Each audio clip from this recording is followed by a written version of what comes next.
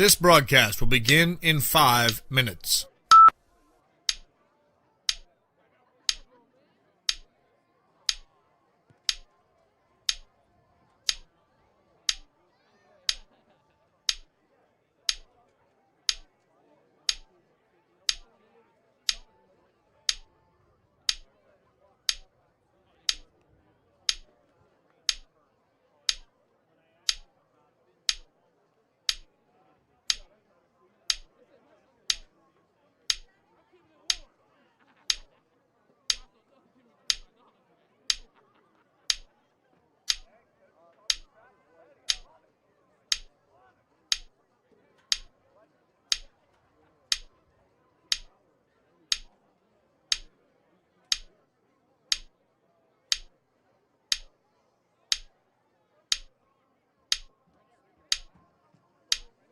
This broadcast will begin in 4 minutes.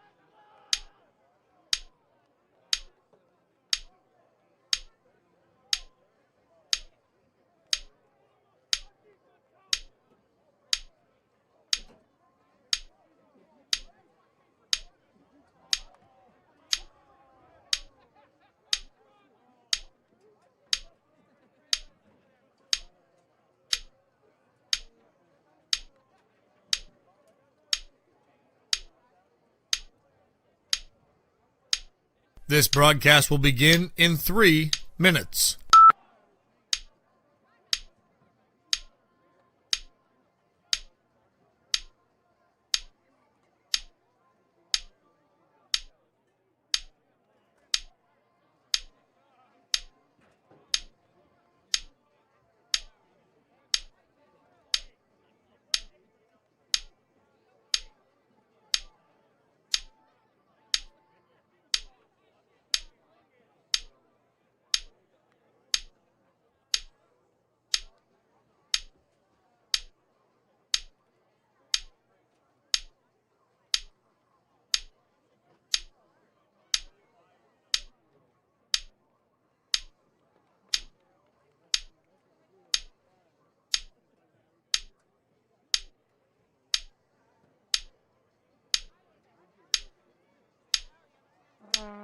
This broadcast will begin in 2 minutes.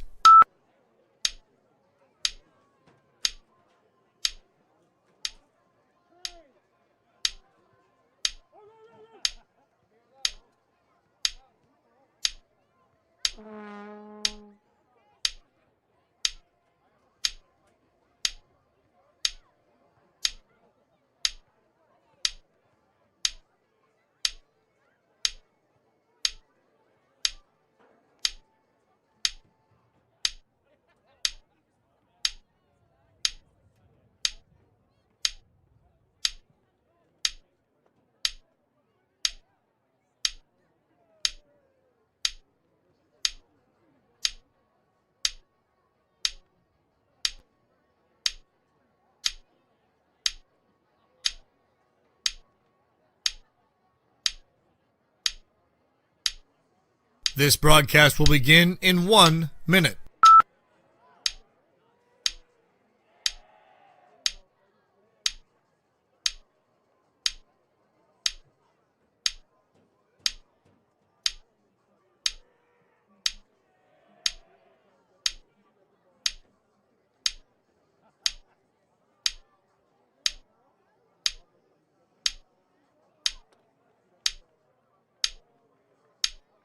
This broadcast will begin in 30 seconds.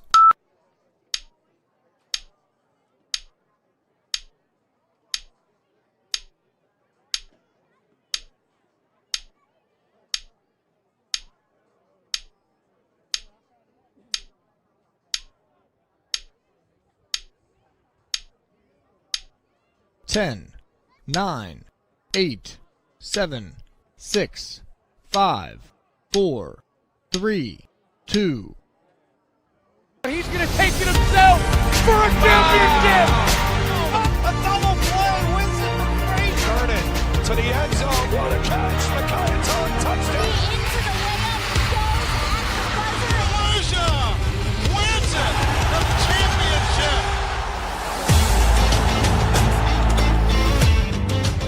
This broadcast is a production of the WJPA Sports Network, presented by CNX Foundation.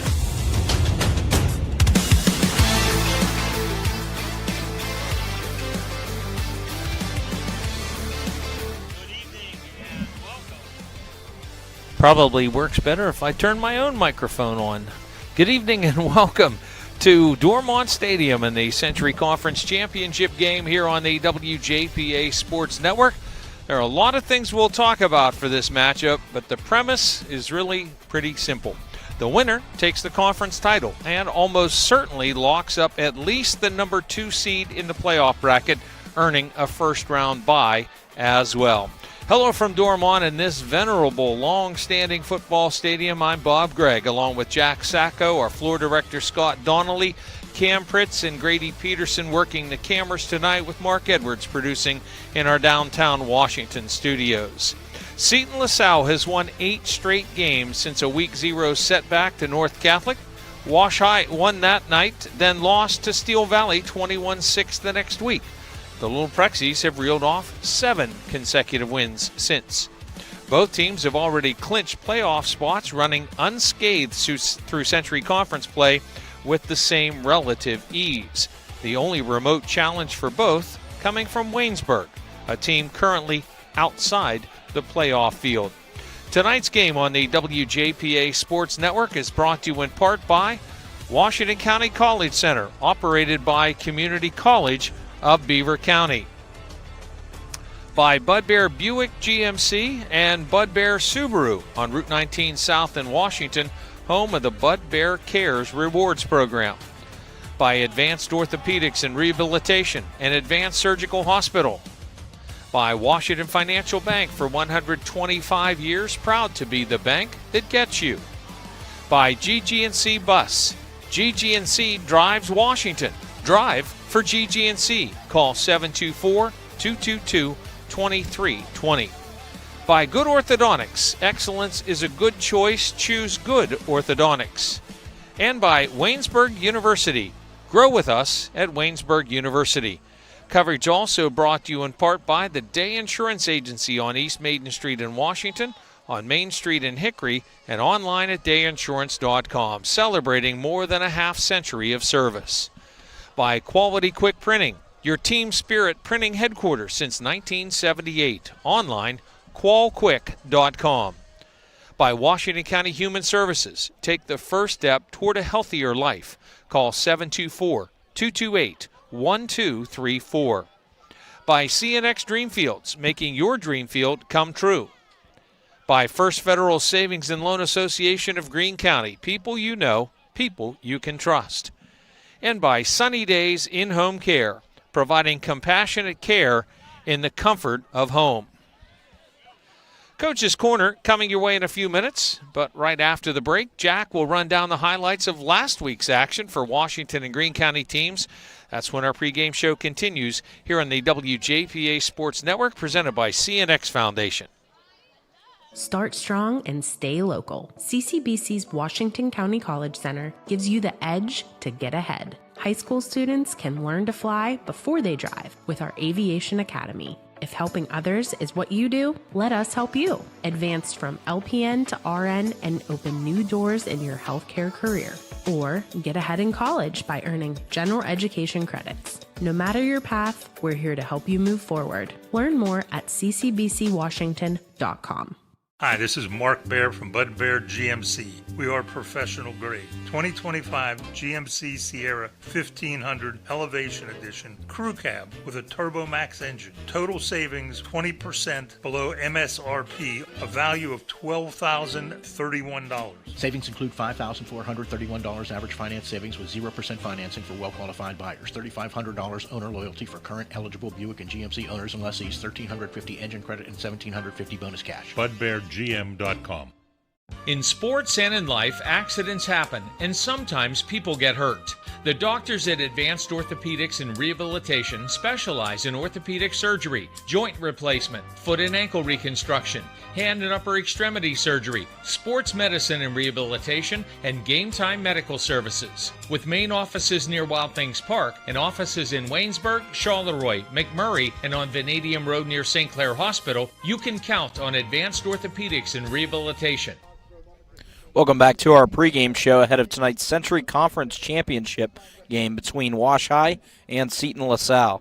Let's take a look at last week's action around the area. After trailing 26-7 at the half to Cornell, Chartiers Houston cut the deficit to 5 with 2.5 to play. The Bucks drove 72 yards and scored the winning touchdown as time expired, beating Cornell 27-26. Aaron Walsh and Brody McCreary connected with a pair of touchdown passes, including the 19-yarder on the game's final play. With the win, Chartiers Houston clinched its first playoff appearance since 2021. Burgettstown dropped its 7th consecutive game with a 29-0 shutout loss at Sarah Catholic. Clinching was the theme of the night in Week 8 in the Tri-County South. California locked up a share of the conference championship with a 38-3 win over Beth Center.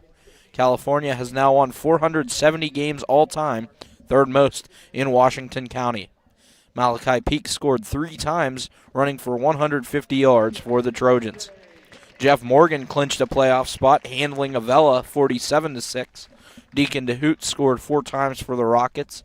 John Woodward, Seth Fox, and Nick Damaski added touchdowns for JM. Noah Kimberlin had the lone touchdown for Avella. Ben Hayes turned 10 carries into 210 yards and 6 first-half touchdowns in Bentworth's 42-0 shutout win at Mapletown. The win clinched a playoff berth for the Bearcats. Carmichaels and West Green were tied 14-all early in the second quarter before the visiting Mikes got a pair of Cannon Bupka runs to win the game 28-14. Will Murray scored twice in the opening quarter for Carmichaels. The Pioneers got a pair of long Joel Reiser touchdown runs in the first half. Fort Cherry was led to victory by Ryan Huey, who rushed for over 200 yards and 4 touchdowns in the Rangers' 42-0 non-conference win at Shenango. Matt Sigg and Eli Salvini had the other scores for Fort Cherry. McGuffey took a 12-7 second quarter lead after a Caleb Simmons 64-yard touchdown catch from Dakota Reedy, but Highlands scored 31 unanswered to end the game with a 38-12 win. The loss gave McGuffey its 19th straight. Wash High dominated Carlinton 62-0 to stay undefeated in Century Conference play. The Little Prexies scored 26 points in the first quarter as Jamari Walker scored 3 times in the frame. Tristan Reed threw a pair of touchdown passes, including one to Blazner Askovich, who also added a 64-yard rushing score. Jaquay Heyman scored the other Wash High touchdown on a 69-yard run. Waynesburg rolled Charleroi 40-12, adding to the Raiders' wild-card hopeful resume. Zachary Giblets had a trio of scores for Waynesburg, and Kamani Sumter had 2 scoring runs in the first half. Braden Todaro and Elijah Allah scored for Charleroi. Trinity clinched its first football conference title since 1986 with a 48-0 win over Laurel Highlands. Owen Gardner ran for 2 touchdowns and caught one of 3 Jonah Williamson scoring passes in the win. Chase Kostelnik and Braden Berdar caught the other touchdown passes for Trinity. The Hillers added 2 punt return scores as Avari Chandler and Daniel Glass each made house calls. Ashton Minson caught an early 22-yard scoring pass from Dennis Hawkins, giving Ringgold a 6-0 lead at Bell Vernon, but it was a beach party for the hosts from that point on, as the Leopards put up 48 unanswered points, dashing any remaining Ringgold playoff hopes. BVA built a 23-6 lead at the half and cruised to the win. Peters Township clinched a share of the Allegheny 6 championship, shutting out Baldwin 61-0. Cole Newpaver scored 3 times, including a 72-yard pick six to help the Indians stay unbeaten, now at 9-0. Joey Wertman also had an interception return touchdown for Peters Township. Braylon Wingfield's 4-yard touchdown run early in the fourth gave Cannon McMillan a 21-14 lead at Norwin, but the Big Macs couldn't hold off another late rally as the Knights won 24-21 thanks to Tristan Josephick's 29-yard field goal with just 5 seconds to play. Bryce Collins and Ethan Campley scored second-quarter touchdowns, putting the Big Macs up 14-7 at intermission. Coach's Corner is coming your way next. Bob will be joined by Seton LaSalle's Tim Storino, then Wash High's Mike Bosnick when our pregame show continues on the WJPA Sports Network, presented by CNX Foundation. You deserve a bank that lifts up your business, that shares your spirits and your taste for success. At Washington Financial, we pride ourselves on crafting solutions that are as one-of-a-kind as your business is. Go with the bank that gets you. Washington Financial Bank. GG&C Drives Washington. GG&C Bus Company is looking for CDL drivers. Enjoy flexible hours and scheduling and paid training for new drivers. Drug screening and background checks required. For 50 years, GG&C has provided safe, reliable student and public transportation. They're always looking for school bus, van, and charter drivers and student monitors. Equal opportunity employer. Learn more at ggcbus.com or call 724-222-2320.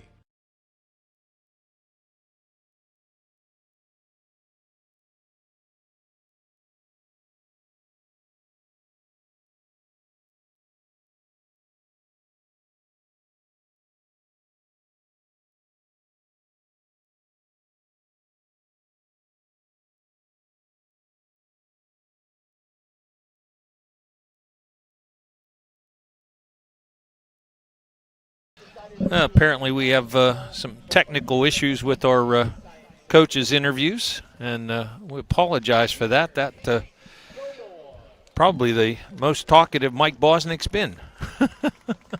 If we get that squared away here in the next minute or so, we'll see about getting those in. Game of the century here on WJPA FM. Let's since it's the final weekend, the 2025 high school football regular season. How'd we get here so fast? We'll save all the time flies as you get older conversations for another time and place. The fact is, here we are, and yet there's still some playoff business to be taken care of. Before we delve into that, let's see if we can, if we can share our interview with Tim Storino. Here in Coach's Corner, I'm with Seton LaSalle head coach Tim Storino. Tim, been a while since you guys have had a competitive game. I think clear back to the Bishop Canevin game. Any concern with that coming into this big one tonight? I think you could ask Mike the same question. So, no, we've been through it last year. It's the same routine. We kind of ran through it. Wash High gave us a really good test at the end of the year last year. We went into the playoffs, and we were firing on all cylinders. So, no, I think if you make practices competitive, you'll be fine. Obviously, the winner of this game's in great situation, going to get a first-round bye. If you're nicked up back, it's just helpful to get there. But is a bye a good thing? Depends on who you ask. You know, some people want to play next Friday and keep the juices going, and other people look at it as an opportunity to evaluate, rest players, take a couple days off. So last year we enjoyed our bye. We thought it was productive. Regardless of what happens, you know, next week I think either team's going to be ready to play football. Went to the WPIL championship game, and that was not a good ending for you guys. You guys talk about that day at all? We did in the off season maybe, but I don't think we've spoke of it since, you know, this year. No, not at all. Talk about what you've seen, first of all, deal with Wash High's offense, the challenges that presents to you. If you know which one they're going to play, that would be helpful. But, no, we've been preparing. I mean, we knew they were going to be good last year. We knew they were banged up and had some injuries. We thought that this would end the way it did with the conference championship on the line. So we've been preparing for them since early September. one segment a week, preparing for their different offenses just to get our guys ready. So we feel comfortable, but yeah, it's challenging when they do all that different stuff, and you got to be ready to go. Have you seen opportunities in their defense that you can attack? No different than anybody else. I mean, there's no weaknesses. We like their secondary. We like their linebackers. We like their D-line. We're just going to have to play sound football and execute. What do you have to do to win? Just do what we've been doing. Run the football and take care of the football, turnover battle, and be really good on special teams and tackle on defense. Good luck tonight. All right, thanks. Nice meeting you. Tim Serino, Seton LaSalle head coach. We'll have more on our pregame show here on the WJPA Sports Network, presented by CNX Foundation. Orthodontics isn't just for children. Orthodontics is for everyone. Choose Good Orthodontics. Doctors Bob and Ron Good and Dr. Cullen Doyle are board-certified specialists in orthodontics and facial orthopedics.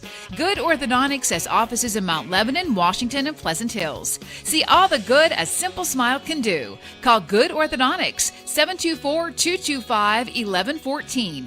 Excellence is a good choice. Choose Good Orthodontics. Touchdown, Waynesburg! Ever wanted to work behind the scenes of a sports broadcast? Waynesburg University's Department of Communication gives you the opportunity to do just that. Our students produce the show, call the action, and tell the story as it happens. Or get involved in the sports information side, taking stats, PA announcing, and delivering the results to a growing sports audience. The Waynesburg University Department of Communication is waiting to hear from you.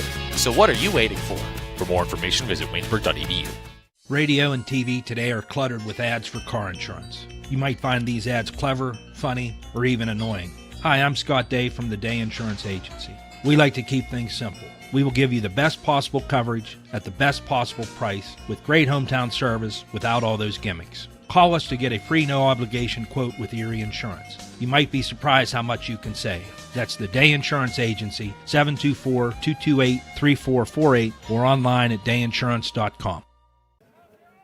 In Coach's Corner with Wash High head coach Mike Bosnick. Mike, it's been a while. Probably the Waynesburg game, the last real competitive game you've had. I asked him this. I'll ask you. Any worry about that it's been that long? No, I mean, this is, we've been preparing all year for this, this point. We're trying to get better every week. I think we've done that, and we're just excited to get rolling here tonight. The one loss that you have early in the season, their loss was early in the year as well. What lessons did you learn that night against Steel Valley that are still paying off? Well, I think we learned can't turn the ball over. So that's something we stress every week: taking care of the ball, tackling. We do those things, we're going to be in good shape. How are you health-wise? Well, we're got some guys that are questionable, but we've got some good reports today, so we're heading the right direction. All right, talk about Seton LaSalle's offense. What you've seen on film that gives you concern defensively? Well, they're physical. They're big and strong up front, well coached, and their backs really run hard. So we're really going to have to tackle well tonight. You've played well against the run all year long. Is that helpful to you that they're run heavy? I don't know. We have some question marks, with some guys out, but I'm confident in some guys stepping up tonight. What about Seton LaSalle's defense, opportunities for you to attack? Well, we just have to play our game, protect the ball, execute. Those are the things we stress every week. It's just ourselves. What would it mean to try to get a bye? A win tonight's almost certainly a bye in the first round. What would that mean? Well, I'm not so sure how I feel about a bye, but I think for us right now, it would be a good thing to help us get healthy. Good luck tonight. All right, thank you.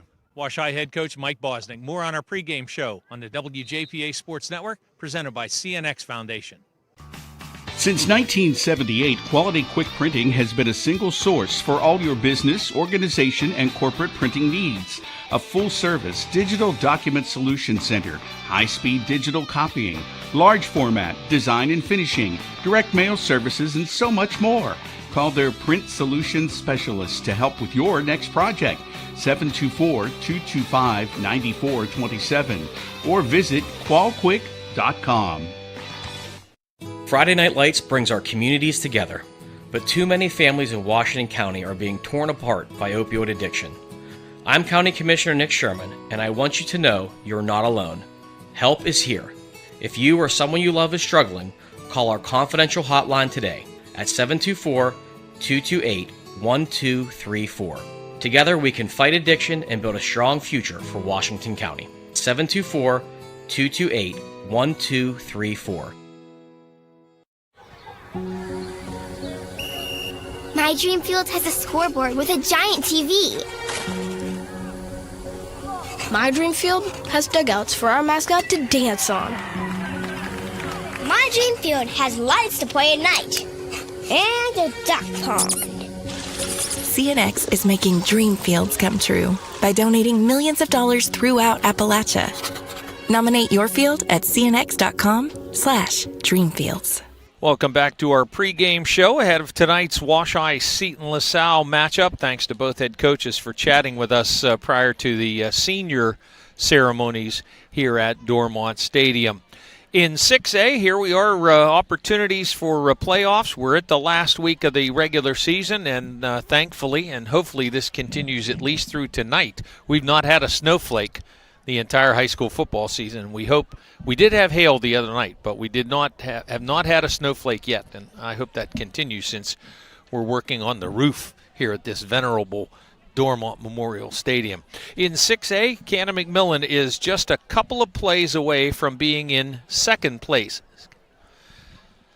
The Big Macs, though, are teetering on not qualifying at all. Cannon-Mac needs to either beat Central Catholic, the conference champion, or see Norwin knock off resurgent Mount Lebanon.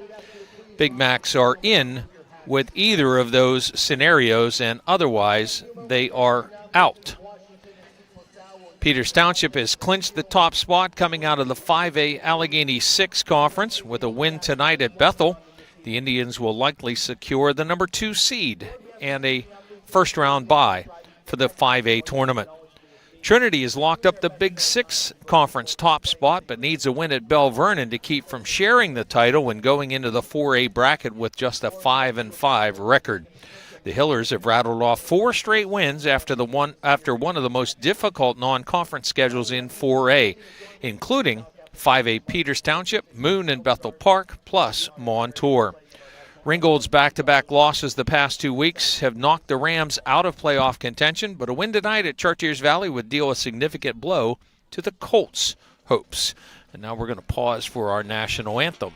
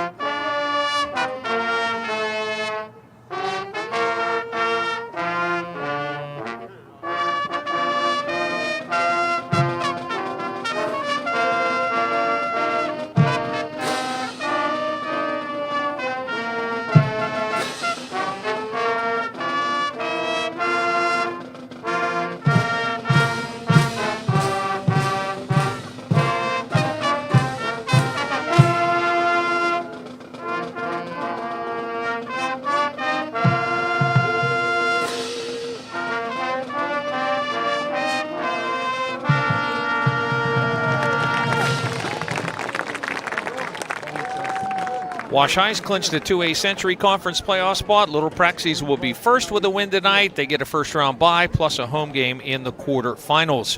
Waynesburg needs to win tonight at Stowe Rocks to reach 500, improving the Raiders' wild-card resume. Century Conference sent 5 teams to the tournament a year ago. Waynesburg is hoping 4 make it this year, but a non-split with Tri-County South leaders California and Jeff Morgan won't help very much. Fort Cherry has clinched the Black Hills Conference Championship and will likely be seated first in the 1A bracket as 2-time defending champions. Chartiers Houston's walk-off win at Cornell last Friday clinched a playoff berth for the Bucks as well. Bentworth, California, and Jeff Morgan have all clinched spots in the Tri-County South. California first with a win. Jefferson first with a win and a Bearcat loss. Bentworth first with a win and a Jeff Morgan victory. The Bearcats will be second if California wins. Avella on the wild card bubble, sitting with 6 wins already. That's more wins than any other wild card eligible team can have, other than the Cornell-Monessen winner and possibly Frazier out of the Eastern Conference. And Avella would end up in a 2 or 3 team tie for third place with Carmichael's and Best Center. Those 3 beat each other in conference play, but the Eagles would have a 1.5 game better overall mark than the Mikes, 2 games better than the Bulldogs. And Tri-County South did not get much consideration last year in the 1A wild card discussions. Carmichael's with a 5-3 mark was left out in favor of 3-6 Rochester, 4-7 Brentwood. We'll see what the committee decides sometime tomorrow afternoon. Best Center, Burgettstown, Charleroi, McGuffey, Ringgold, Mapletown, West Green, all out of consideration for the playoffs entering tonight's game. A year ago, Wash High hung around with Seton LaSalle early, but the Rebels pulled away, rolling up 500-plus yards of offense, including Michael Pasterik's 300 yards passing and 4 touchdowns in a 52-28 Rebels win. Tristan Reed ran for 1 score, threw for another. Blaze Naraskovic returned a kickoff 82 yards for a touchdown. Caleb Patton and Amir Nelson added second-half scores for Wash High. Prior to last year, the teams had not met on the football field since the Rebels' 2013 first-round playoff win at Wash High. Seton LaSalle has won 5 of the last 6 between the two, including 2 of the 3 playoff meetings. Before the current Seton run, Wash High dominated the series, taking 6 of 8 from 1994 through state championship season of 2001. Little Prexies also won all 3 games between the schools in the early 1960s, then Seton LaSalle, known as South Hills Catholic. All told, Wash High 10-7 against Seton LaSalle, including a 5-1 mark on the road. The Rebels' only home win against Wash High was a 2011 34-14 victory. Just minutes away from kickoff here at Dormont Stadium with the Century Conference Championship on the line. We'll get the ball on the tee. Wash High and Seton LaSalle when we come back here on the WJPA Sports Network, presented by CNX Foundation. Don't fall behind on your home improvement projects. Let First Federal Savings and Loan of Greene County help you with the heavy lifting before winter. First Federal gives you all the tools you need with FHA Title I home improvement, home equity, construction, and owner-builder loans. With offices in Washington, Greene, and Fayette counties, your loan stays here. Apply in person or anytime online at ffgc.bank. First Federal Savings and Loan of Greene County. Member FDIC, Equal Housing Lender, NMLS 458729. We go into individuals' homes and provide non-medical care for mainly senior citizens, but also people with disabilities. For Sunny Days In-Home Care, John Bennett. We do stuff like bathing, grooming, meal preparation, take people to doctor's appointments. If someone needs a little bit of assistance to help them stay in their home instead of going into a facility, and we like to come in and be the people that do that for them. Sunny Days In-Home Care, providing compassionate care for your loved one in the comfort of their home. Find out more, sunnydaysinhomecare.com. Welcome back to Dormont Stadium. The Rebels doing the walk from the end zone to their sideline, and then celebration and high fives, chest bump, and all that breaks out once they get there. Our game officials: Mario Fagioli is the referee, Brandon Ames the umpire, Jeff Parrish and Mitch Pachuchin will work the line of scrimmage, Hunt James and Tommy Thorpe in the defensive secondary for the WPIAL. Chilly, but calm. All in all, we'll take it. Yeah, it's not windy as of right now. That's the biggest thing. That'll be the biggest X factor as far as the weather goes tonight. Indeed. Here's the other thing. You know, we're outside, no tent, none of that, and I thought we'd have a little more light here on our broadcast perch. Yeah. Old eyes like yours truly have to dig my light out here. Captains are heading to the center of the field. Great to have you along on WJPA FM in Washington, online WJPA.com, the NFHS network, and of course on the WJPA Sports Network YouTube channel.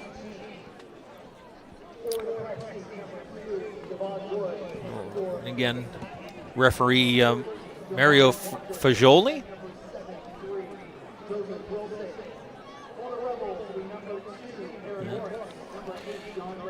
Get the indication here Seton LaSalle won the toss and deferred, and Wash High is going to take the football.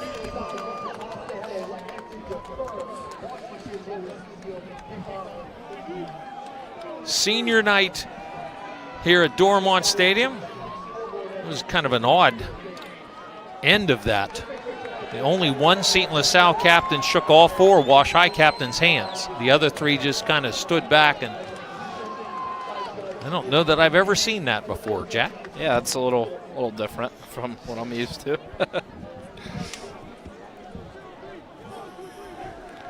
Well, players getting final instructions from their coaches. Break the huddles and head to the sideline.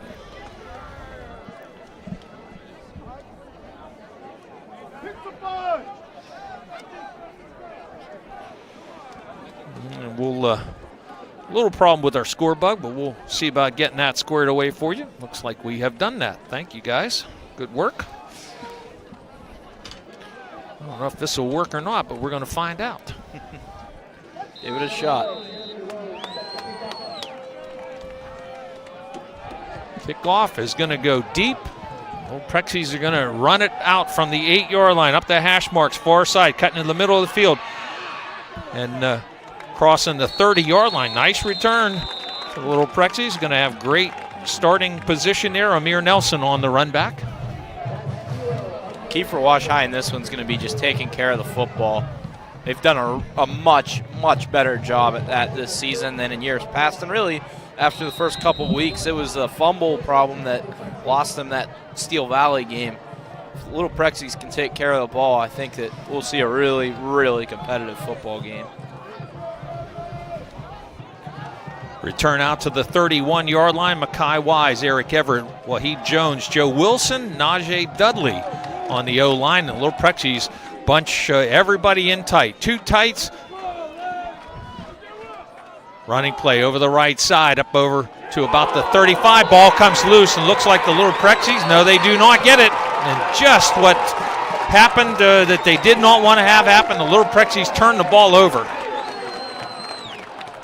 I don't know. We may have had this called down, and it looks like the wing official is going to call it down. I think the arm was down. I think that the elbow, it was the elbow.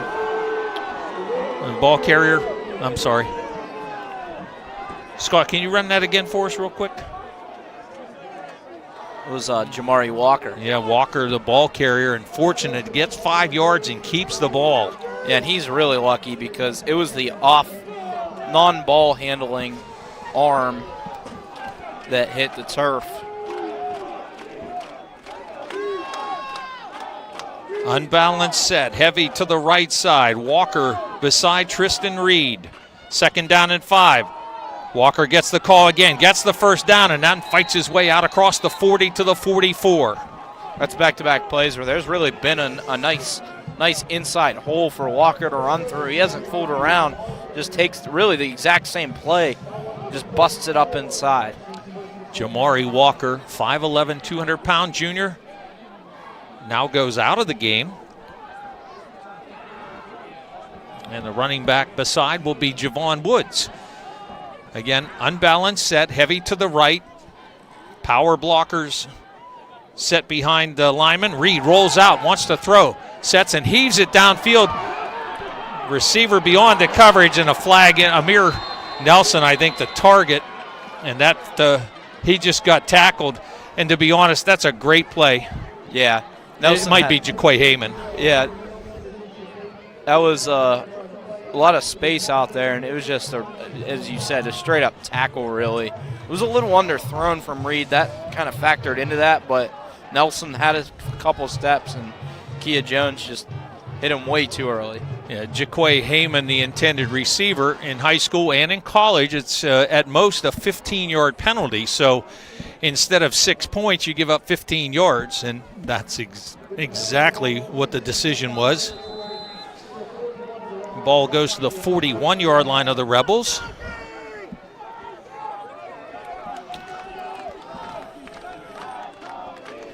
Again, Javon Woods beside Reed.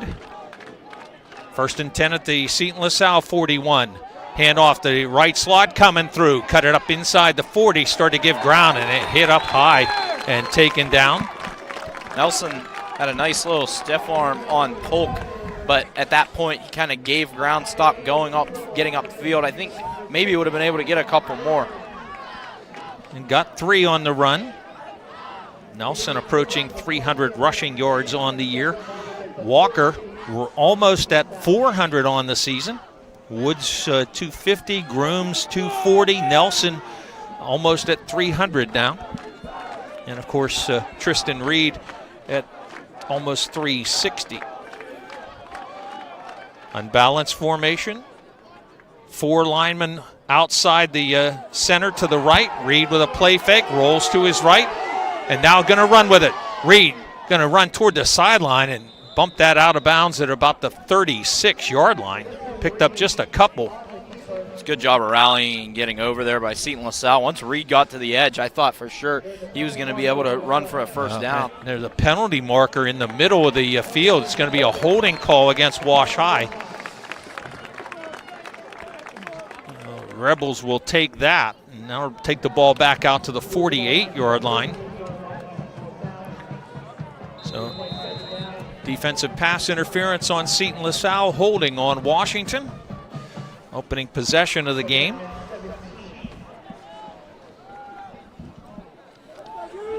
And now Little Prexy's behind the sticks. 2nd and 17.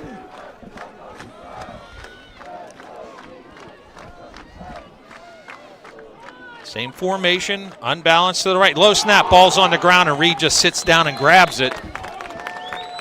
And that may be on Tristan Reed. He may have tried to get, the snap was low, but he may have tried to get going too soon. I think that's exactly what it was. The combination of it being low, and I think Reed just turned his head too soon.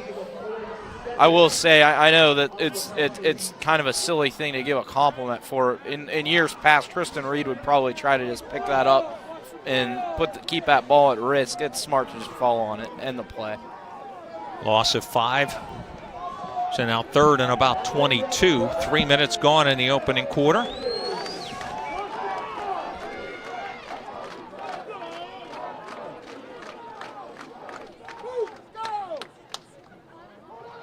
Reed was going to hand it off, then keeps. He gets around the right end and going to get the legs taken out from underneath him. Big hit put on by Kia Jones. Yeah, Seton LaSalle really sewed it up on the outside. There was a little room for Reed to get upfield, but he never was going to have any chance of busting that as a big one. 7-yard pickup for Tristan Reed, but now 4th down and 15.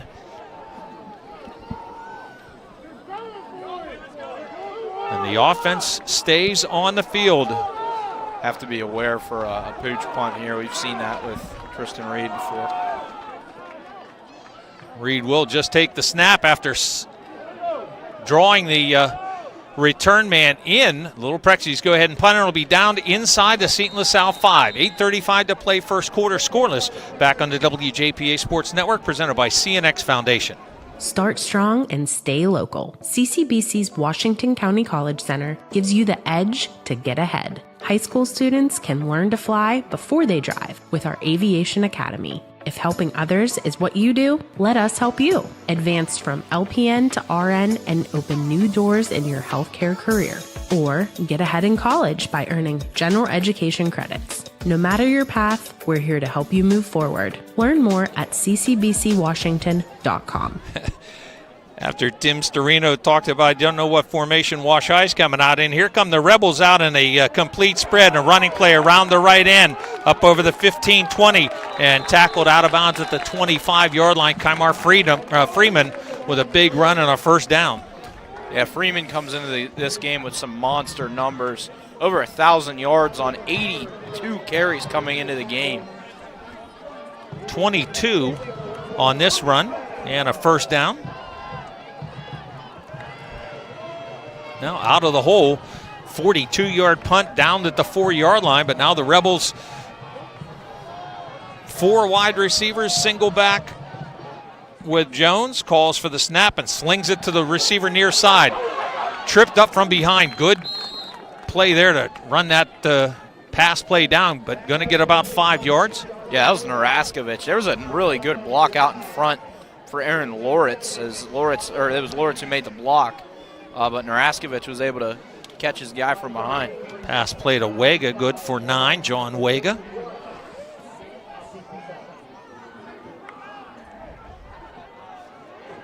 Second down and 5 at the 31. Trips bunch to the right side. Single receiver this way. Running play coming up the middle. Freeman ran out of a tackle and out across the 35 to about the 39. Going to be a first down. Prexy's had that one really sewn up inside. Freeman, though, just burst through the slightest of holes. It's an 8-yard pickup and a first down at the 39. Again, trips to the right.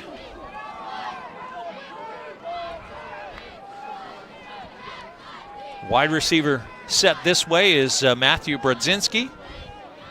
And again, the trips in a bunch to Jones's left. Calls for the snap, hands it off. Freeman take it, bounce it outside, and got a block across midfield. And Freeman taken down inside the Wash High 45-yard line. That time, Trenton Grooms just really lost contain of the edge.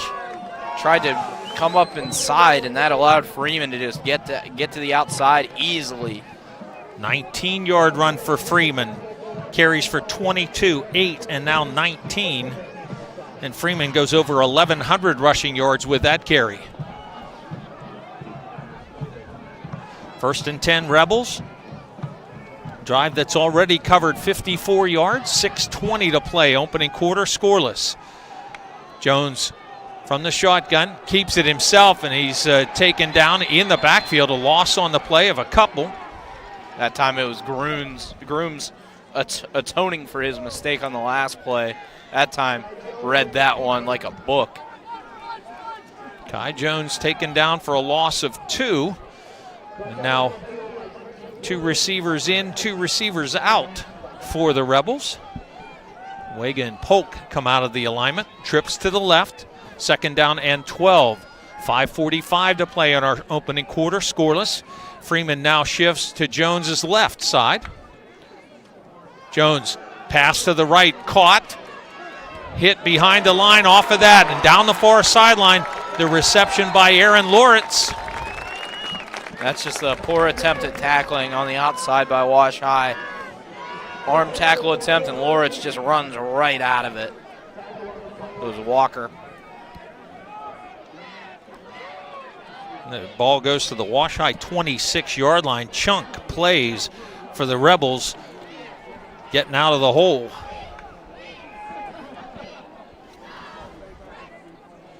$18 yards on that catch and run on 2nd and 12. Be it 5 minutes before the ball is snapped. Opening quarter going quickly. Jones hands off to Freeman. Hit it up into the hole and then tried to get off of that and then gets tackled forward. I think I'm going to spot him down. Well, originally it looked like it was going to be like the 26. Now both the wing officials bowing forward to 25. So just a yard for Freeman on that carry. Little Prexies are going to have to keep having plays like that where they contain Freeman. Can't keep allowing explosives. Second down and 9 at the Wash High 25. 3 receivers wide spread out this way. Pass to the middle one. That's Wega. Cut up behind a block and a soft tackle attempt. Wega inside the 15, down to about the 12. That's a first down. That time it was Naraskovich came in once again, just an arm tackle attempt. And you have to get your body on the ball carrier. These guys are too talented to bring down just your arms. Second catch of the night for Wega.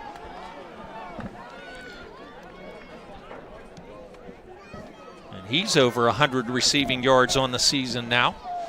First and 10 at the Wash High 12. Upcoming the 9th play of the possession.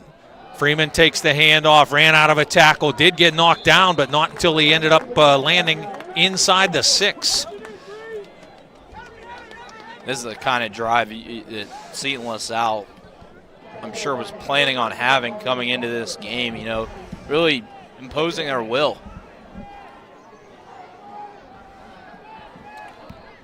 Second down and 3 at the Wash High 5-yard line. A little heavier alignment in for the Rebels now. Yeah, Freeman lined up to take the direct snap. And Jones is the wideout off the line of scrimmage this way. Slot man comes in motion. Freeman takes that snap, cuts around the right side, ducks underneath the player, and walks into the end zone. That's a good play design. I'm not sure. Looked like maybe the man in motion was moving towards the line of scrimmage at the snap. But no flag, and regardless, Freeman rushes in. 2:57 to play opening quarter. 20th rushing touchdown of the year for Freeman. And Seton LaSalle draws first blood in this battle for the conference championship. Jeremy Rose to attempt a PAT has hit 42 this year, and that one from here looks good. Make it 43. Seton LaSalle 7, Wash High nothing. 2:57 to go in the first. Kickoff on the WJPA Sports Network, presented by CNX Foundation. Hi, this is Mark Baer from Bud Baer GMC. We are professional grade. 2025 GMC Sierra 1500 Elevation Edition Crew Cab with a Turbo Max engine. Total savings 20% below MSRP, a value of $12,031. Savings include $5,431 average finance savings with 0% financing for well-qualified buyers. $3,500 owner loyalty for current eligible Buick and GMC owners and lessees. $1,350 engine credit and $1,750 bonus cash. BudBearGM.com. In sports and in life, accidents happen, and sometimes people get hurt. The doctors at Advanced Orthopedics and Rehabilitation specialize in orthopedic surgery, joint replacement, foot and ankle reconstruction, hand and upper extremity surgery, sports medicine and rehabilitation, and game time medical services. With main offices near Wild Things Park and offices in Waynesburg, Charleroi, McMurray, and on Vanadium Road near St. Clair Hospital, you can count on Advanced Orthopedics and Rehabilitation. Deep kickoff fielded at the 5-yard line, and now Amir Nelson trying to figure out where to go, and the only place he goes is down and fumbles the football. And the wheels could just come off here in a hurry if the Little Prexies don't get control. And are they going to get another another break? Official, I think he's waving it as if Nelson was down. I think they're going to say, forward progress, I think is what they're going to say. Little Prexies put the ball on the ground for a second time, but get to keep it again. Let's see on the replay there. And boy, he's being spun around, and the ball came out. So I guess you could call that forward progress stopped. But the return, very tentative return, out only to the 14-yard line. Yeah, you have to hit a hole with authority on a kick return. There's no reason to wait around. Peters Township leads at Bethel Park 7-0. Bentworth leading at home against Avella 7-0. First and 10, Washington. Reed took the snap, trying to run around the right end, and does well to get something out of that. Got about a yard, cut up inside the blocker. I'm not sure why Wash High went away from the inside runs. I mean, first 2 plays of the game, 13 yards on 2 runs, both inside. They haven't run one up the middle since then. Second down and 9, Wash High at its own 15-yard line. Now, Little Prexies in need of a drive like Seton LaSalle put together, going 96 yards in 10 plays to score the game's only points so far. 4 wide receivers, 2 each way. Jamari Walker with Reed. Reed does a 360, rolls near side, throws, has a man wide open in the seam, 40, 45, and out of bounds. On the near sideline goes Jaquay Heyman. That's a really nice throw from Reed. Looked like everything downfield was covered up, but Heyman coming across the field on a deep crosser and going away from arm side. Reed's able to sling one, put it right in the bucket. 35-yard pitch and run. First completion, first booked attempt. Reed did throw the ball earlier, but a pass interference penalty made that no play. Trinity 6, Bell Vernon nothing.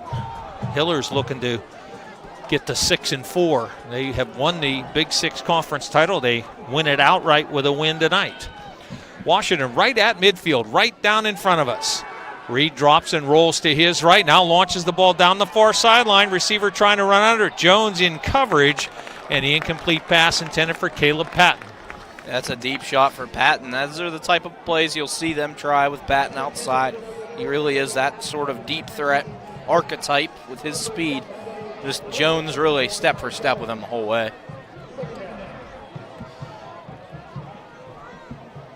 It's not that often, partner, where we are dead on the 50. I'm on one side of the stripe and you are on the other. Yeah, we'll take that. We did kick our camera guys a little off center, but Grady at least is off center anyway. Did I say that on air? Grady and Cam, appreciate your work, guys. Trips to the right, single receiver to the near side. 2nd down and 10 for Wash High. 1:45 to play, and Reed drops the snap, and he's going to get swallowed up. Just not buttoned up. Nope. I've seen 2 balls on fumbles that Prexies have been fortunate, have been whistled down. And that's the 2nd time now where Reed just hasn't caught the snap. Yeah, 4th time tonight Wash High has put the ball on the ground. As Jack mentioned, the first 2 were ruled. Play was already down, but both of the Reed fumbled snaps too have been on 2nd down and made it 3rd and long.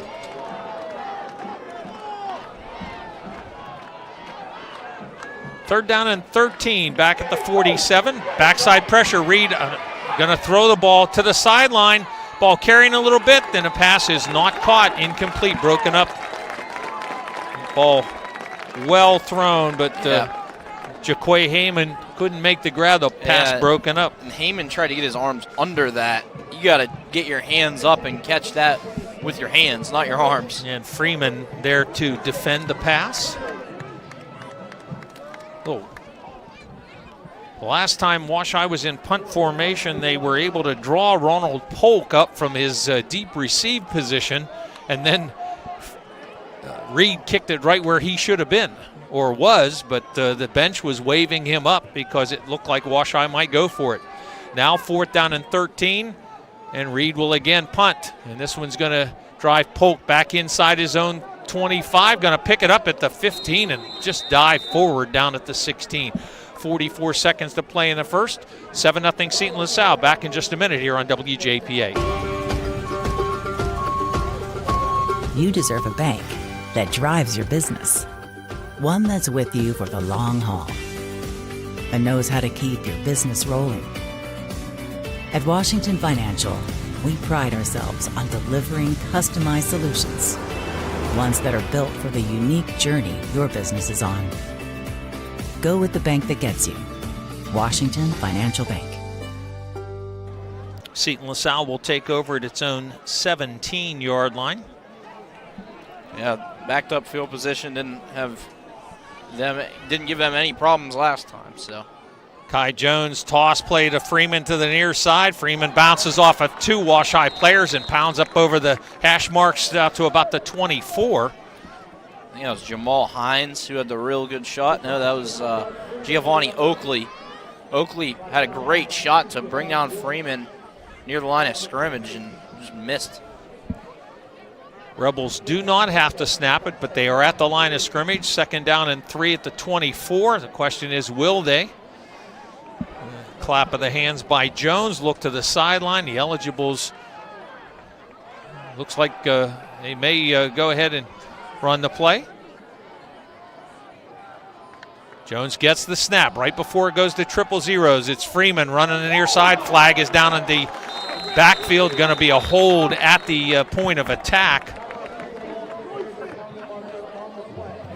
The clock has gone to zeros, and it's going to be holding against Seton LaSalle.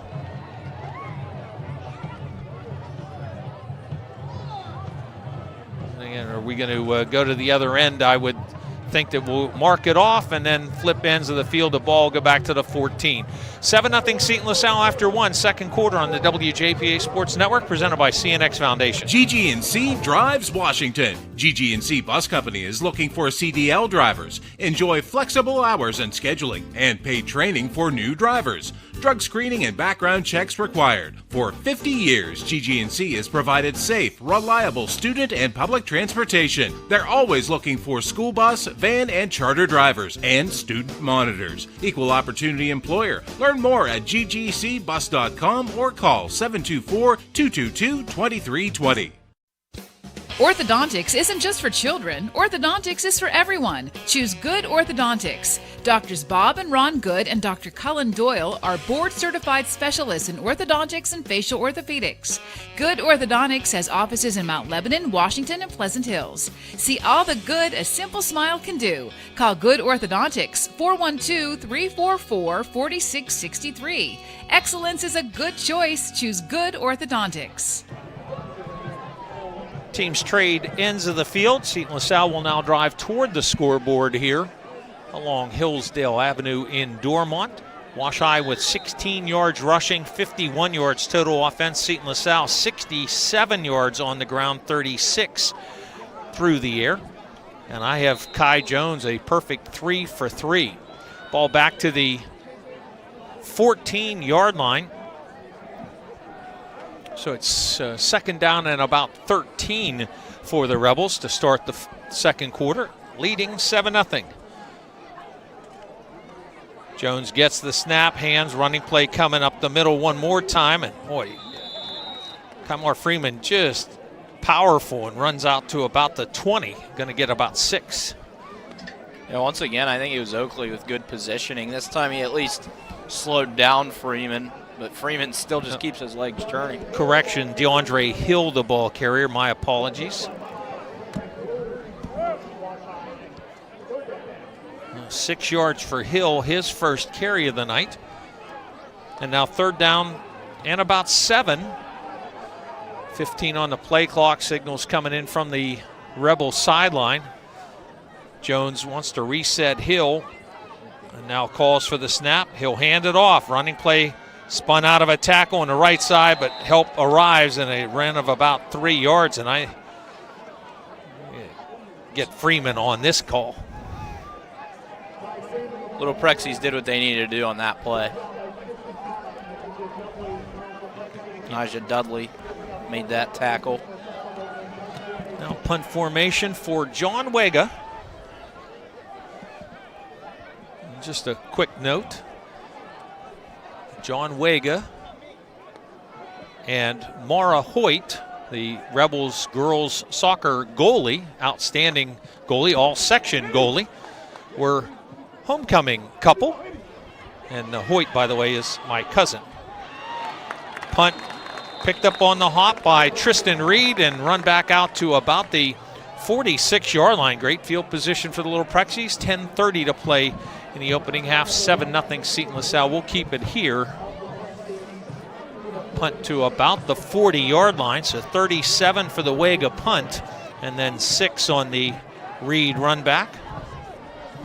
Good field position here for Wash High. They need to be able to get, deeper this time around. They've stalled near midfield each of the last 2 possessions.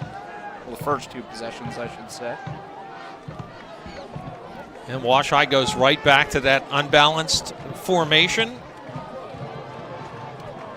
4 O linemen to the right side of the center. Running play to the deep back, and boy, that play just blown up. Yeah, that was in on that play. Will Martin kind of blew that up. Walker did not get back to the line of scrimmage. And that time Wash High ran to the heavy side, the unbalanced side, the 4-man side of the line, but lost a yard, did Walker. And Little Prexies, it's been tough so far. Seton LaSalle's been very buttoned up defensively.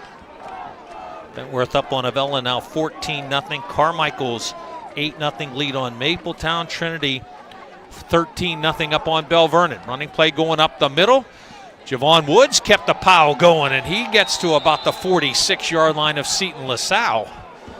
That was Woods who got the direct snap and turned it into a really nice run. It looked like he was going to fall. Somehow got his legs beneath him. That's some impressive contact balance. The ball now with the Rebels 46, so 3rd down and 2 for Wash High. Big thanks to Jacob Knisner and John Sacco keeping the scores flying into us tonight. Trinity now up 13-0 on BVA. Peters 14-0 lead at Bethel Park. Short snap, handoff, around the end goes Amir Nelson, 40, 30, and out of bounds over on the far sideline near the 25-yard line. Oh, that was really slick play design. The direct snap to the up man there. That was Naraskovic, and he goes behind the back, a little sort of Statue of Liberty type of play. 21-yard run for Amir Nelson. And it's 1st and 10 at the Seton LaSalle 25. Just under 9 minutes to play opening half. 7-0 Seton LaSalle. We mentioned earlier, the Little Prexies, at least to this point, have survived their own struggles.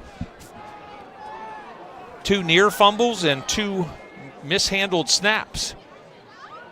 Reed will keep it himself, run the left side, and then bounce it around the end to the 20 and out of bounds near the 18-yard line. That looked like a play that was going to be broken, but that's just the talent of Tristan Reed. He can turn those plays into positive gains. He bounces it outside for a really good run on 1st down. Gain of 7 to the 18. 2nd down and 3 there. Again, the clock stopped with the out-of-bounds play. Seton LaSalle in front, 7-0. Is that light helping you, partner? Absolutely. Never know when you might need that. Stick that little thing in the equipment bag. There we go. 2nd and 3. Everybody bunched in tight. 2 power blockers. Jamari Walker with Reed in the backfield, and Reed tucked the ball on the hip. Now rolls, and he's giving up all kind of ground. Throws the ball up the field. And good thing is coming across there was Isaac Charnick.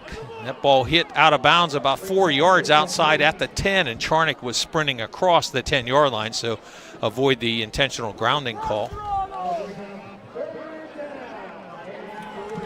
So 3rd and 3, Wash High obviously in 4-down territory. Reed's first pass, defensive pass interference, his second completed for 35 yards to Jaquay Heyman, but 3 straight incompletions since then. 3rd down and 3 at the Seton LaSalle 18. I think right here you got to be thinking 2 runs gets you these yards. Reed again tucks the ball in the hip, throws back the other way to the end zone. Underneath it, touchdown, Blaze Naraskovic. And that's really good design, kind of a throwback. Reed takes a snap, rolls a couple steps to the right, then plants that foot, puts perfect touch under that one as Naraskovic was able to get behind the defender.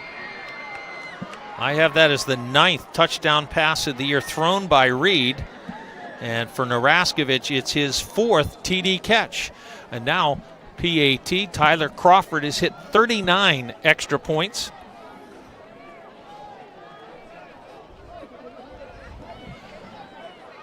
Noah Patton to hold. Patton marks the spot, calls for the snap, grabs it, tees it up, kick is up, and good. We're tied at 7. 8:38 to play, first half. Washington 7, Seton LaSalle 7. Kickoff on the WJPA Sports Network, presented by CNX Foundation. Touchdown, Waynesburg! Ever wanted to work behind the scenes of a sports broadcast? Waynesburg University's Department of Communication gives you the opportunity to do just that. Our students produce the show, call the action, and tell the story as it happens. Or get involved in the sports information side, taking stats, PA announcing, and delivering the results to a growing sports audience. The Waynesburg University Department of Communication is waiting to hear from you. So what are you waiting for? For more information, visit waynesburg.edu. Hi, I'm Scott Day from the Day Insurance Agency here in Washington. When was the last time you reviewed your homeowner's policy? In recent years, the price of homeowners insurance has gone up dramatically. In fact, some companies have raised their rates by as much as 35% in the last year. If you haven't reviewed your coverage lately, now is the time. You might be surprised at how much you can save. Call us at 724-228-3448. Visit us online at dayinsurance.com or stop by one of our offices in Washington or Hickory. Welcome back to Dormont Stadium. Kickoff, line drive taken at the 7-yard line, and blockers are way up the field, but now here comes the return man spinning out across the 30 and out to about the 35, maybe the 36. Nice jets turned on there by Major Reed. Yeah, Reed had the blocking out front, and he utilized it, just running through, accelerates, didn't waste any ground. Bentworth has added another touchdown, leading Avella 21-0. Eagles down 3 scores, but certainly in need of, could use another win. Canna McMillan 3, Central Catholic 0. First and 10, Seton LaSalle. Going to spot this clear out to the 33-yard line. Running play over the right guard. Flag comes from the umpire. Freeman trying to run out of a tackle at the 40. He cannot. And this flag coming from the umpire is almost certainly a hold. It is going to be probably 2 yards for Freeman. So from that spot, he crossed the line of scrimmage. So the hold there. So the ball will go back to the 25. But another holding penalty against Seton LaSalle. It's their second hold, third penalty of the game. 3 receivers to the right for Kai Jones. Calls for the snap, standing at his own 20-yard line. Shows to Freeman, and now the play is whistled dead. Play clock. No, not a problem. Flag came from the back judge.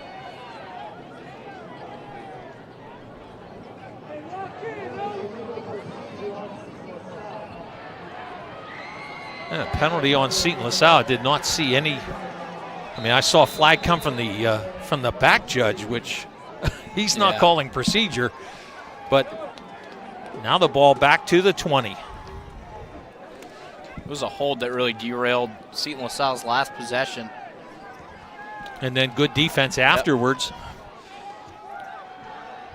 Screen pass complete to Freeman.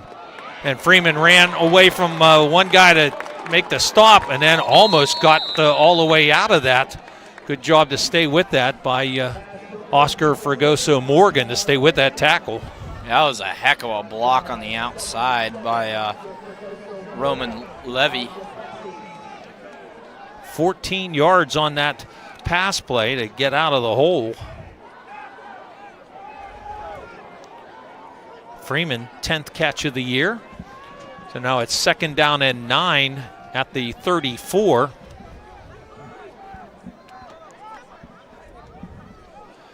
Trinity scores again at Bell Vernon, now up 20-0.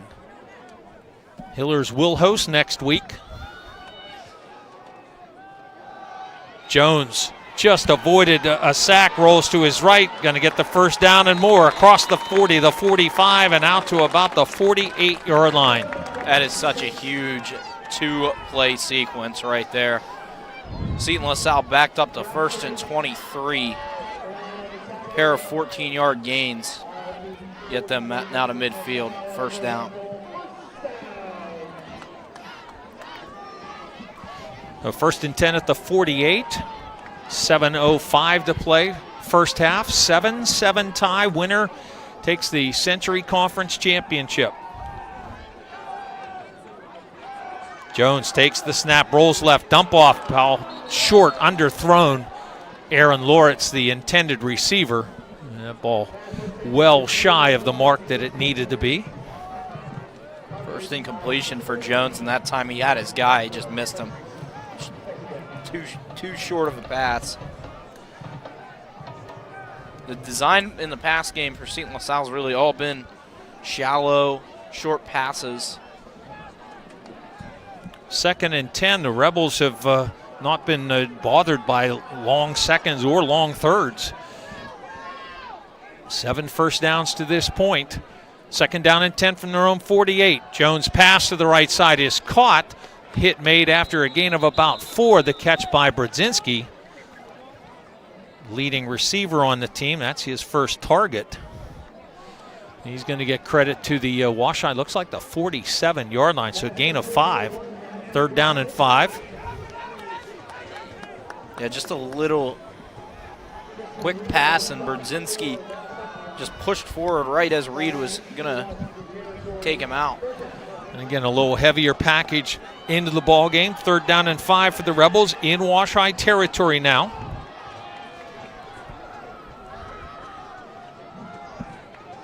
Legend Williams, 6'1", 212 tight end, now slides across the set. Freeman takes the direct snap, and Freeman just keeps the legs churning, but he's going to be short of the first down. He's to the Washai 43. It's 1 yard short. It looked like Little Prexies did a good job up inside, not giving a ton of room for Freeman. They were actually able to get him down at first contact this time.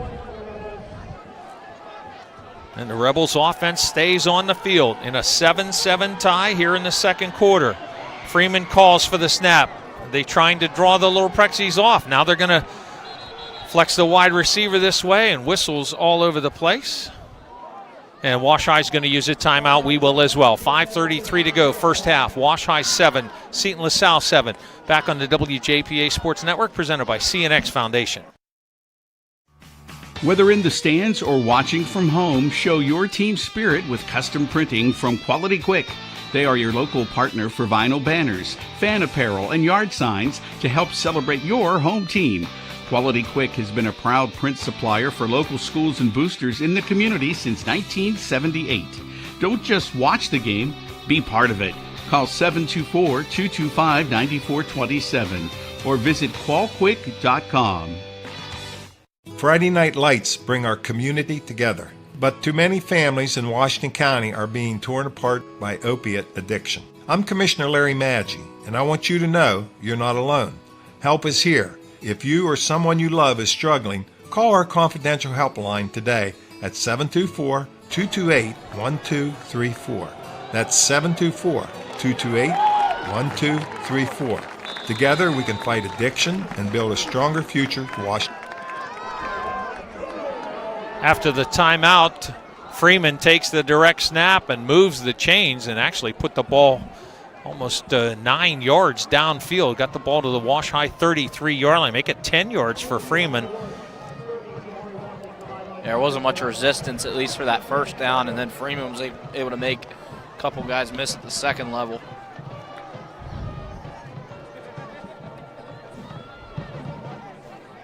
Eight first downs in the game now for Seton LaSalle as we approach 5 minutes to play in the first half. Freeman goes in motion. Jones sets and throws, has a man running free. Pass caught, 5, touchdown. Running free, Aaron Loritz. Yeah, that was easy. There were a couple receivers that just got open downfield. That's really utilizing the run that set up the pass, as really every Little Prexy defender was triggering towards the line of scrimmage, and that allows you to sneak some receivers. 6th touchdown pass of the year for Kai Jones, and Seton LaSalle back in front. Took about 3.5 minutes after getting the ball back. After Washai had tied it, extra point attempt for Jeremy Rose.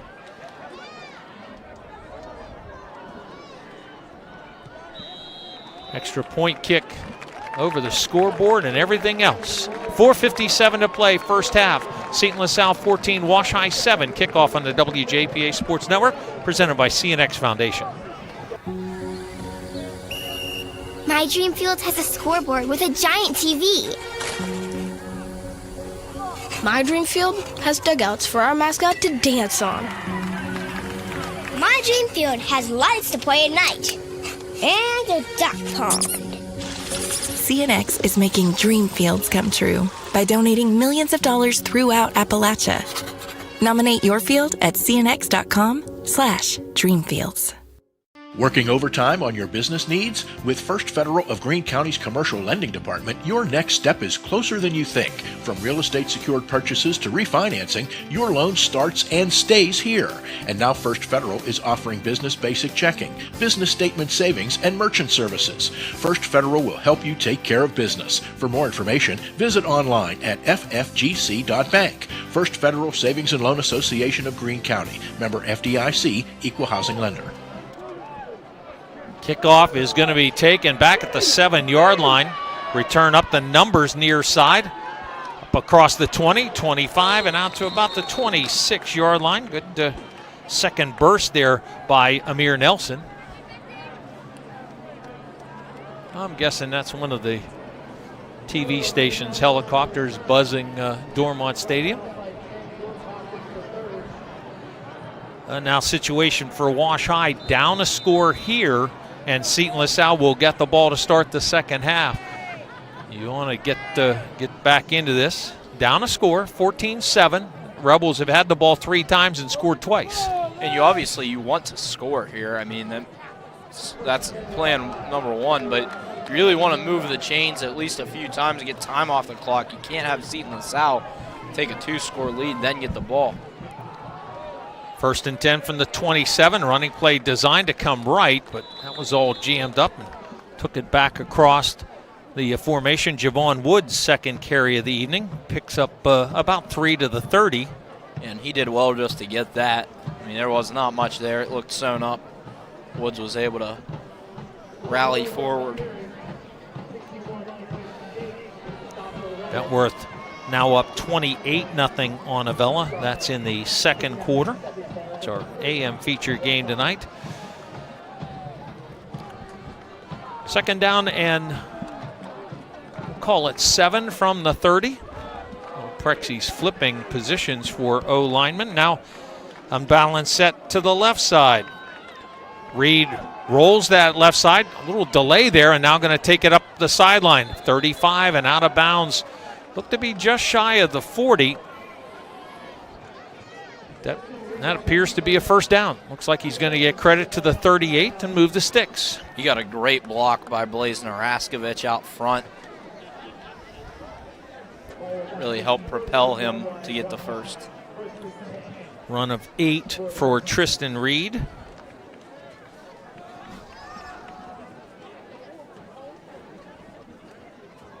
Six first downs now for the Little Prexies. Clock stop with the out-of-bounds play. 3:55 to go first half. 14-7 Seton LaSalle in front. Low snap handled by the up back. Toss back to Reed. He's to the 40, coming near side and out of bounds at the 46. A run. It looks to be about, what's that going to be, 8 yards? 9 yards? One guy, the guy on the near side is the one we got to go with. That's where he stepped out. Ball at the 46, so 8 yards for Reed. I really like this play design. I mean, just another really tricky type of play where it's a direct snap to someone else, then you get it back in the hands of Reed, who's your most dangerous player with the ball. Second down and 2. Wash High at its own 46-yard line. Rebels crowd the line of scrimmage. Direct snap to Naraskovich, and that play is going to get credit for nothing. No push up inside from the Little Prexy offensive line. And with Naraskovich being so close, he didn't have any momentum either to help him get anything. No gain on the run by Naraskovich. 3rd down and 2. 3:20 and counting remaining in our first half. Seton LaSalle up 14-7. Rebels scored first. Wash High answered. And then the Little Prexies gave up the long pass play. Reed fakes it. Now the pass, and the ball is batted down, incomplete. Caleb Patton, he's looking for a flag, and there is none there. Yeah, he was tied up, but the thing is, it's so close inside, and the ball wasn't in the air yet when he was tangled up. Well, referee and umpire talk, but they put the ball down at the 46-yard line, so it will bring up 4th and 2. Little Prexy's got 8 yards on the opening carry, and then a stuff for no gain and an incomplete pass. This is a huge play right here. Just under 3 minutes remaining. If you don't move the sticks here, Seton gets the ball on your side of midfield. Running play coming around the right side, and a big hit at the 48.5. It's a first down. But Javon Woods just got blasted backwards. It's going to be a first down. Yeah. There's a big pop with the crowd, and they're going to be livid when they figure out that he moved the chains. Freeman delivered that hit, and that's a decleater. Is that the right term? Decleter? I'd say so. I mean, he took any momentum Woods had and just pinned him back. What, the gain of 3 and a new set of downs, but 2.5 minutes remaining in this first half.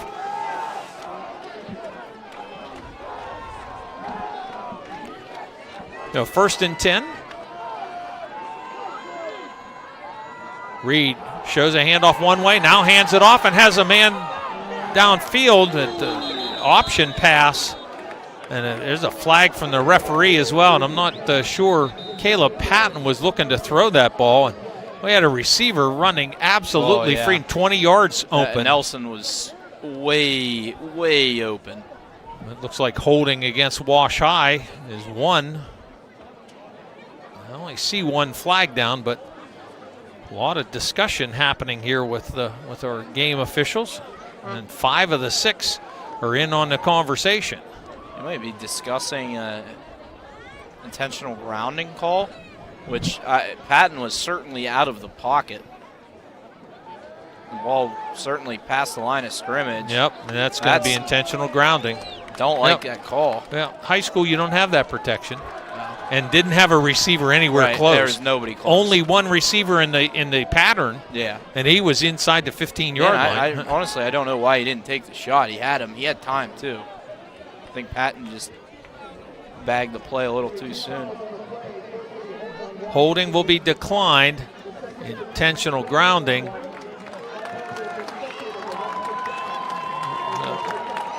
The spot of the foul. In essence, it's a sack.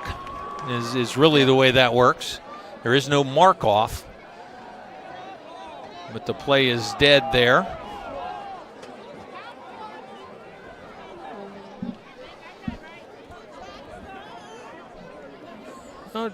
Try to go now. Now they move the ball back to the 40. That is not where the throw came from. No, that's far from it. And actually. Intentional grounding spot and then 5 yards, so that is correct. There is a penalty mark off, so it's going to be 2nd and 19 for Wash High.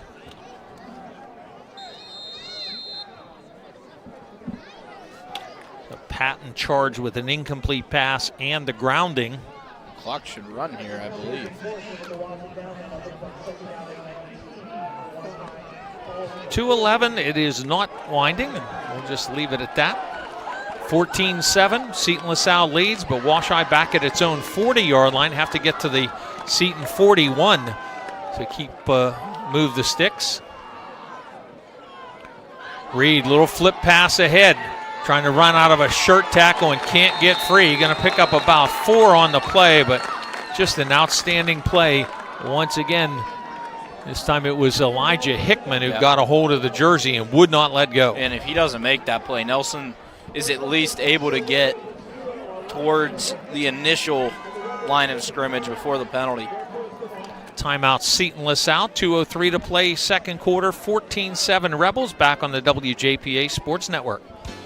Our motto at Sunny Days is put our clients and our caregivers first. For Sunny Days In-Home Care, John Bennett. We care about people and we want people to have better lives because we're involved with them. We'd love for you to go and check out our website, fill out an application, and we can talk to you more. And we really like to have good people, and the big thing we're looking for is if you're a caring and compassionate person, and that's our top quality. Sunny Days caregivers make a difference in people's lives. Find out how you can join the team.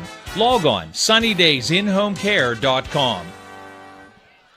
4-yard pickup But now 3rd down and 15 for the Little Prexies. Seton LaSalle's first timeout. The Rebels want the ball back. Yeah, and I would too. 2:03 to play in the half. Little Prexies at least need to move the sticks here and keep possession. 2 receivers wide to the left, make it 3 receivers to the left, and a single receiver this way. 4-man rush, snap goes through Reed's hands, tried to pick it up once, twice, now does. Keeps the pass play alive. You're just going to flick it toward the sideline, and that's going to be an incomplete pass. And it will bring up 4th down.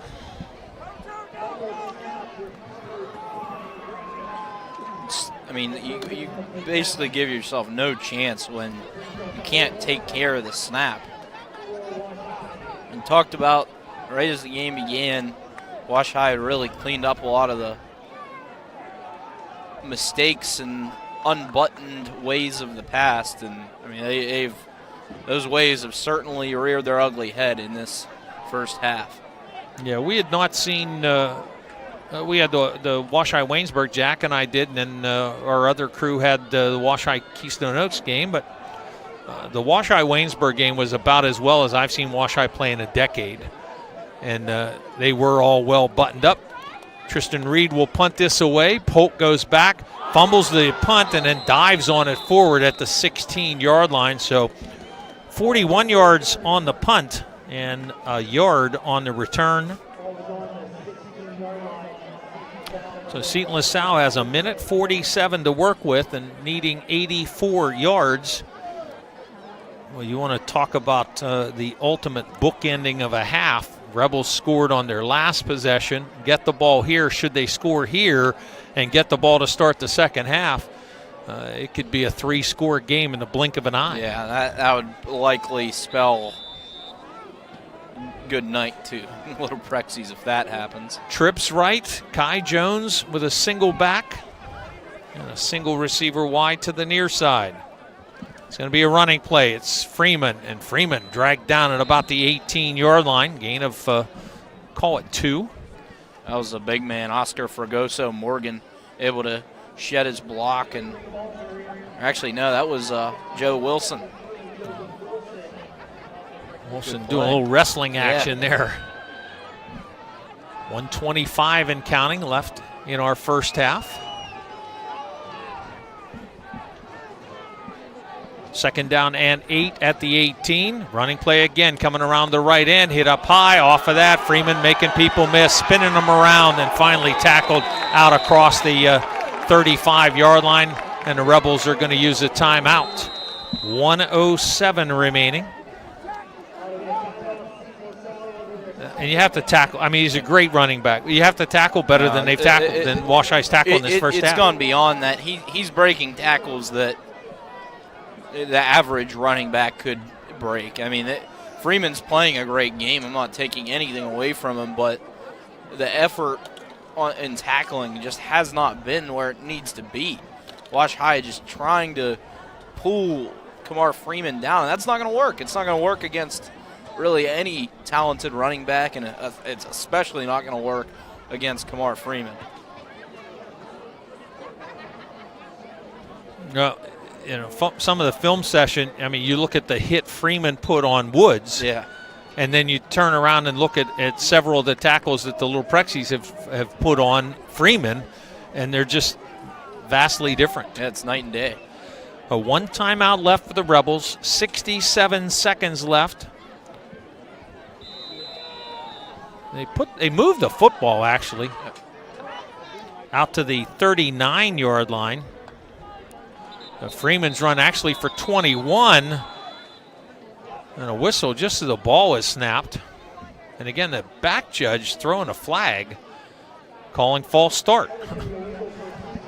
I don't know if we have seen that all season. We've seen it twice now today.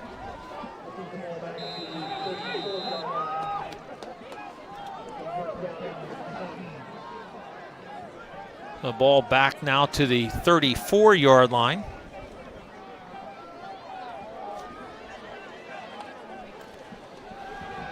Jones rolls right, throws the ball to the far sideline, and way off the target, looking for Ronald Polk out near the lead stick. Polk covered by Reed. Reed did a good job. There was a little opening for Polk if that pass was accurate, but far too wide. I have Kai Jones now 6 of 8. I agree. Rebels at their own 34-yard line, 2nd down and 15, leading 14-7. Jones touchdown pass earlier, his 6th of the year. Handles a high snap, and Jones going to run around the right end, and he gets hit up high and knocked down. And Wash High's going to use a timeout. Ooh. I usually like aggressiveness at the end of the half, I will say, but this is pretty aggressive. Jones run good for 2. Wash High's 2nd timeout. Again, it comes with 53 seconds to play in the half.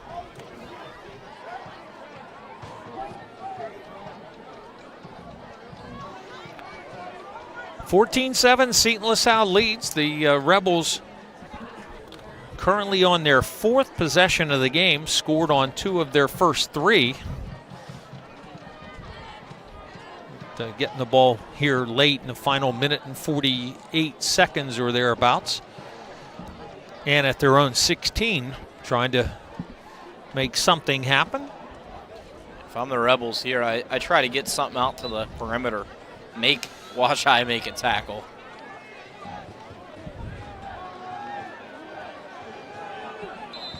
Well, Freeman with 111 yards on his 13 carries tonight in the backfield, and now Joe Wilson jumps into the neutral zone. And I'm not even sure Wilson's the guy they were trying to bait there, as Grooms has been really not jumping, but timing up the snap well.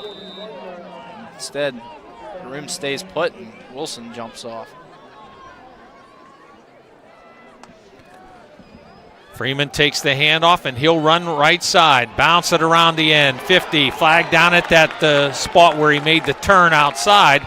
Ball came loose, and the Rebels pick it up, but there are flags down plenty. And now the ball came back the other way, and Wash High's taking it away. And now that gives them the option to decline this. Yep, Wash High will decline the penalty. You will decline it.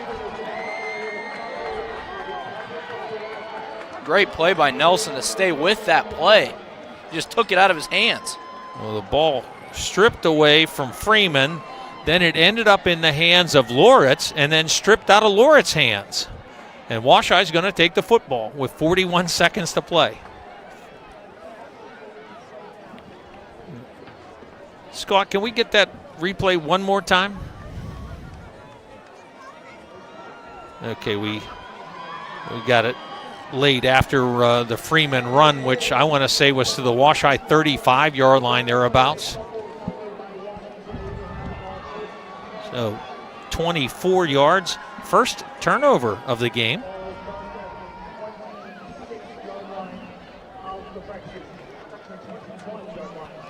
And Wash High with the takeaway.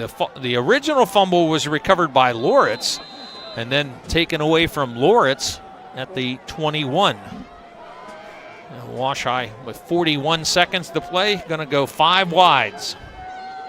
4 down linemen for the Rebels. Reed let that snap come clear back to his chest, pass to the near side, incomplete, tipped in the air. And boy, that's a dangerous play. Jaquay Heyman tipped it, and it went up in the air, and the defender just couldn't get there in time. That's a long way to be throwing the ball too. You're on the far hash. That's a really difficult throw to try to make, and it's a dangerous one. Seton LaSalle uses a timeout, and not sure why with the clock stopped with the incompletion. Unless you're going to put some gimmick defense on and try to create something here. I think if you're the Rebels, I don't think you play too aggressive here. If Wash High's going to come to you and make a mistake, sure, but you do not want to give up a huge chunk and let the Prexies have a chance at tying this game heading into halftime, especially with Seton LaSalle getting the ball to begin the second half. 2nd and 10, Washai at its own 21. And if Washai runs the ball here and stays in bounds, the half can go. The final time off can run off here, but 5 wide's the alignment. 2nd and 10. 4-man rush. Reed trying to run away from it. Throws the ball back into the middle of the field. Incomplete, and that'll stop the clock. At this point, you take the snap and kneel down now. Yeah, I definitely think so at this point. That was a quick win up front by the Rebels defensive line. Forced Reed to have to flush out right. And they were playing really a prevent type of coverage on the back end.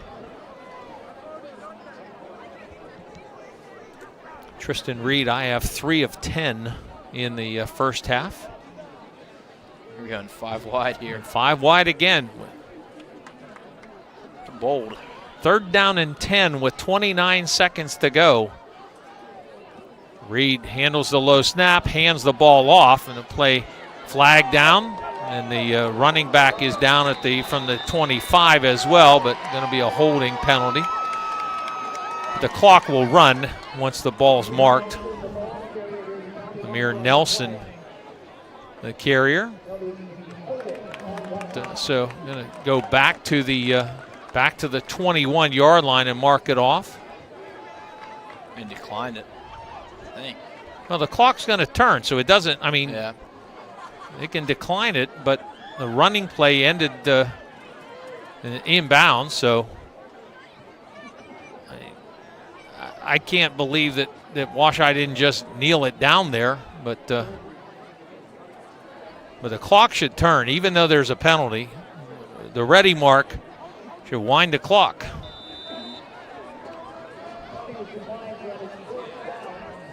The clock is not running again. And the referee didn't wind it on his ready mark. I don't. What's going on?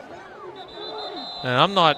There have been 3 or 4 times where there's been the clock is ran. There's been a penalty, and then when the ball's set again, they do not restart the clock. It's happened 4 or 5 times in this half. And Washai sideline asking the same question: why didn't the clock wind? And now the Little Prexies have used the timeout. But so the run by Amir Nelson is going to take the ball to the 26. Let's get that.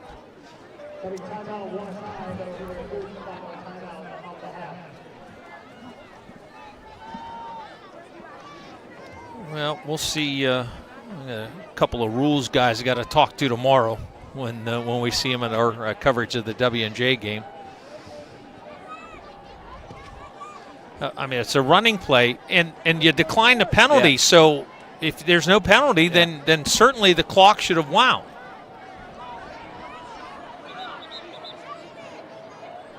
Yeah, I could see if you want to stop the clock if you accept the penalty, but they took the play, the result of which ended on a tackle inbounds. And now the Rebels are going to jump up into the neutral zone, and an offside penalty. Oh man, that's going to give Washai a first down. Well, they were going to pressure that little pooch punt.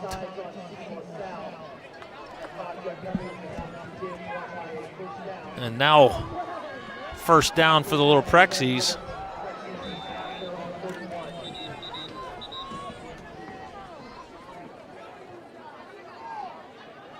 Neither team has a timeout, so I'm not sure why they're going to. I guess they're going to change the time on the clock.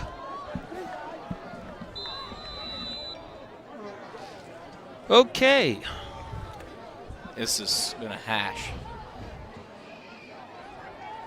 Reed takes the snap, rolls to his left, now clear back to his own 10. And again, why don't you kneel the ball down? Sacked back at the 11-yard line. Oh, I mean, I guess as far as ending the half, it will work the same as a kneel, but really needlessly putting the ball in danger. Yeah, and it's not like Tristan Reed hasn't fumbled in plays like that a number of times in his career. We've seen that. I mean, he gets grabbed by the jersey and spun around, and the ball comes flying out at times. But Little Prexies survive, but Seton LaSalle has the lead. We're at the half. Seton LaSalle 14, Wash High 7. Halftime recap when we come back on the WJPA Sports Network, presented by CNX Foundation. Start strong and stay local. CCBC's Washington County College Center gives you the edge to get ahead. High school students can learn to fly before they drive with our Aviation Academy. If helping others is what you do, let us help you. Advance from LPN to RN and open new doors in your healthcare career. Or get ahead in college by earning general education credits. No matter your path, we're here to help you move forward. Learn more at ccbcwashington.com. Hi, this is Mark Baer from Bud Bear Subaru. 2025 Subaru Outbacks have rates as low as 0.9 for 36 months or 1.9 up to 72 months. This is the last year for this body style as we know it. Come up and get yours today. Financing offers for well-qualified buyers. $14.71 per $1,000 financed at 1.9% APR. $28.16 per $1,000 financed at 0.9%. Must take new retail delivery from dealer stock by 10/31/25. BudBearSubaru.com. Bud Bear. In sports and in life, accidents happen, and sometimes people get hurt. The doctors at Advanced Orthopedics and Rehabilitation specialize in orthopedic surgery, joint replacement, foot and ankle reconstruction, hand and upper extremity surgery, sports medicine and rehabilitation, and game time medical services. With main offices near Wild Things Park and offices in Waynesburg, Charleroi, McMurray, and on Vanadium Road near St. Clair Hospital, you can count on Advanced Orthopedics and Rehabilitation. Seton LaSalle has outgained Wash High 2-1 and lead 2-1 on the scoreboard. 14-7, the Rebels will get the ball. A couple of things come to mind, Jack. When in the Wash High locker room, you got to be saying, we're getting our hats handed to us here, but we're only down a touchdown. Yep. Clean it up, play a second half like we can, and we can win this game. Absolutely. I mean, Wash High, quite frankly, is very lucky to still even be in this game. You had the two, close call near fumbles that Little Prexies were called down on. The last minute, really foolishness of that first half, and really just defensively. You get gifted the ball back on that fumble, the pair of fumbles on that crazy final Seton LaSalle offensive play at the half. So, I mean, Wash High certainly is still in this. It's a one-score game, and I think Mike Bosnick's message has to be to right church, wrong pew. Mike Bosnick's message has to be to tell his guys, look, we're still in this. We've made a lot of mistakes, and that's without us, playing our best football. So. I think he can convey to his guys that if they can play their best way, they can win this game. We'll get you a scoring recap in just a couple of minutes, but first let's get down to the field and enjoy some of the Wash High band here at the half.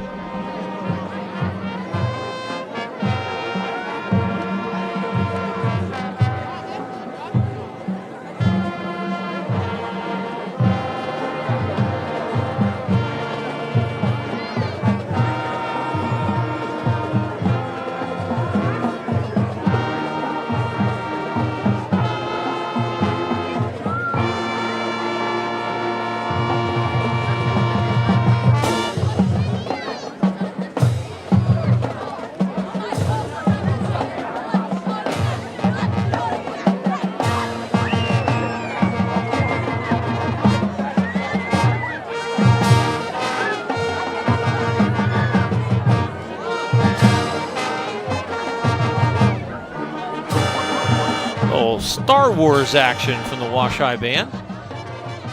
14-7 Seton LaSalle in the lead. Here's how they got there. Wash High a couple of first downs on its opening possession, but punted the ball away. Rebels took over at their own 4. Kymar Freeman really doing the yeoman's work early. 3 of the first 4 plays were Freeman runs, good for 22, 8, and 19 yards. Had the ball at Wash High's 42. Then Kai Jones with an 18-yard pass play to Loritz, a 13-yard pass to John Wega, and all of a sudden the ball was at the Wash High 12. Freeman for 7, and then for the touchdown, the extra point kick by Jeremy Rose. Seton LaSalle led 7-0. Teams exchange punts. Wash High getting the ball in the midfield area at their own 46-yard line.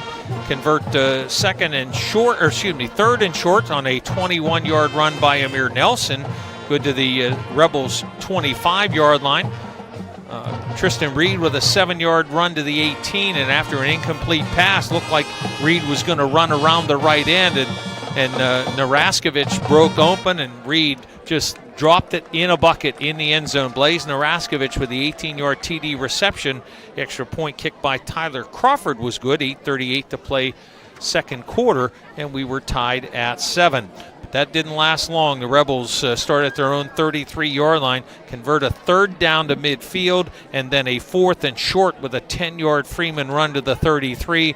After that, Wash High had everybody peeking in the backfield for the running play that was coming, and it didn't. A 33-yard pass play to Loritz for the touchdown. The Rose extra point brought us to our score that we have here at the half, 14-7, Seton LaSalle. Back to Dormont Memorial Stadium here on WJPA Sports Network in just a moment. You deserve a bank that brings fresh ideas to your business. One that can see you're a cut above and knows you like you know your customers. At Washington Financial, we pride ourselves on preparing personalized solutions, ones that cater to the unique needs of your business.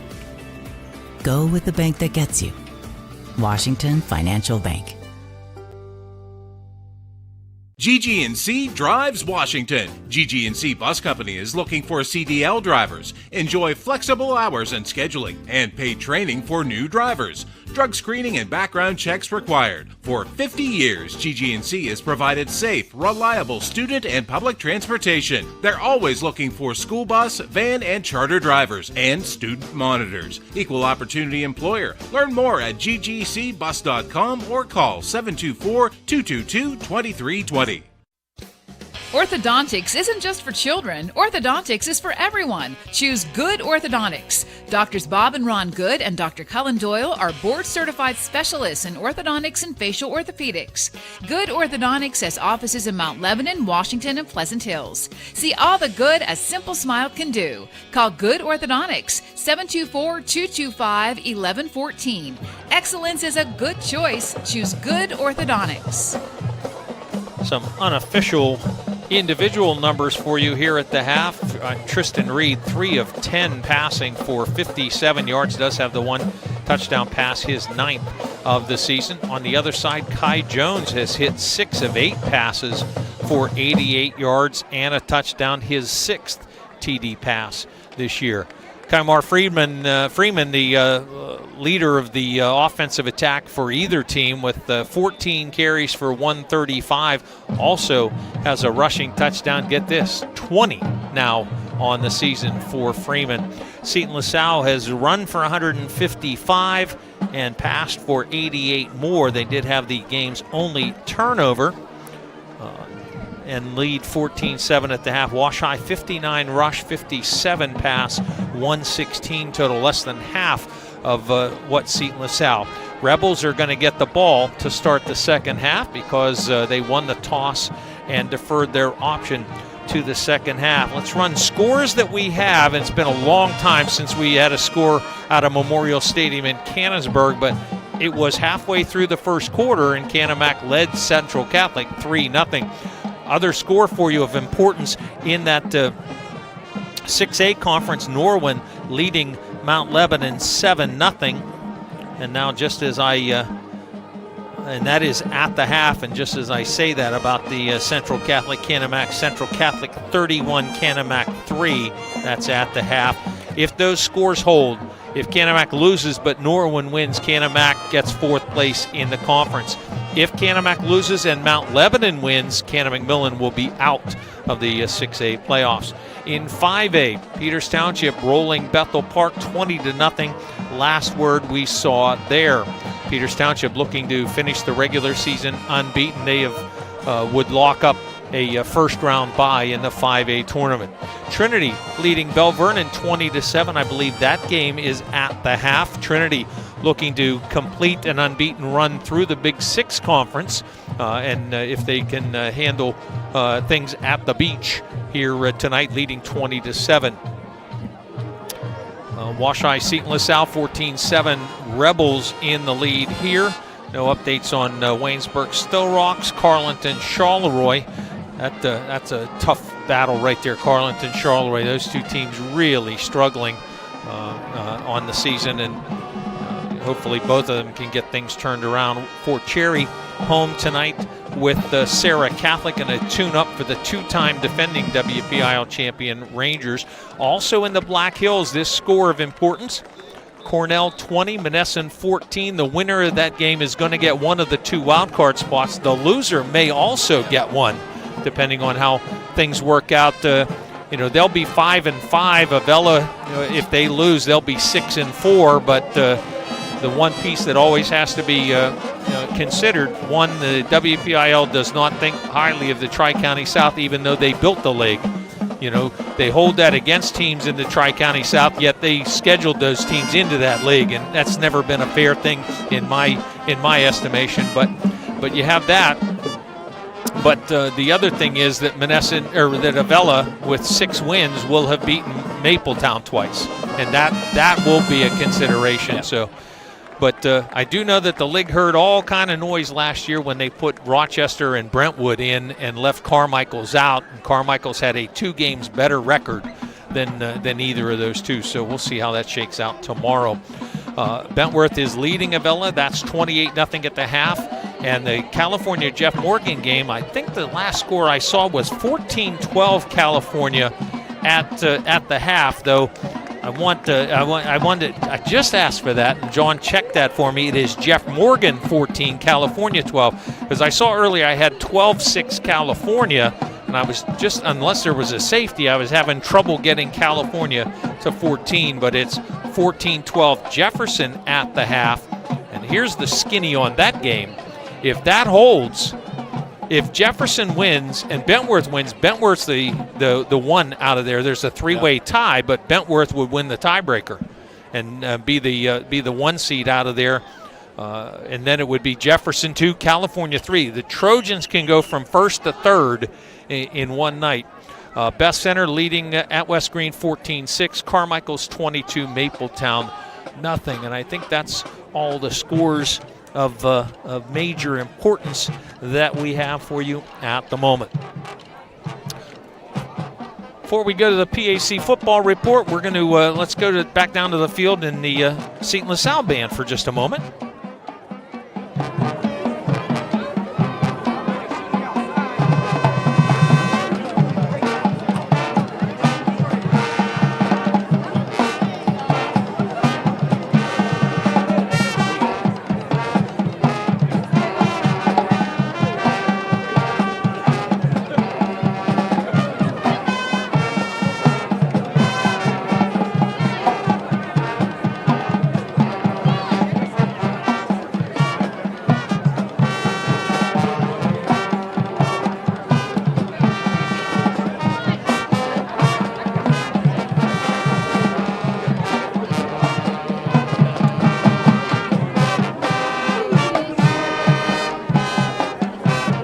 Star Wars from the Wash High Band and a little crazy train, says Jack Sacco. Ozzy Osbourne? Yep. All right. Seton LaSalle Band with a little crazy train. At the end of that first half, that might be appropriate. A little crazy train there over the last 2 minutes, that's for sure. Was. All right, we're at the half. Seton LaSalle 14, Wash High 7. The PAC football report coming your way next here on the WJPA Sports Network, presented by CNX Foundation. Touchdown, Waynesburg! Ever wanted to work behind the scenes of a sports broadcast? Waynesburg University's Department of Communication gives you the opportunity to do just that. Our students produce the show, call the action, and tell the story as it happens. or get involved in the sports information side, taking stats, PA announcing, and delivering the results to a growing sports audience. The Waynesburg University Department of Communication is waiting to hear from you. So what are you waiting for? For more information, visit waynesburg.edu. Radio and TV today are cluttered with ads for car insurance. You might find these ads clever, funny, or even annoying. Hi, I'm Scott Day from the Day Insurance Agency. We like to keep things simple. We will give you the best possible coverage at the best possible price with great hometown service without all those gimmicks. Call us to get a free no-obligation quote with Erie Insurance. You might be surprised how much you can save. That's the Day Insurance Agency, 724-228-3448, or online at dayinsurance.com.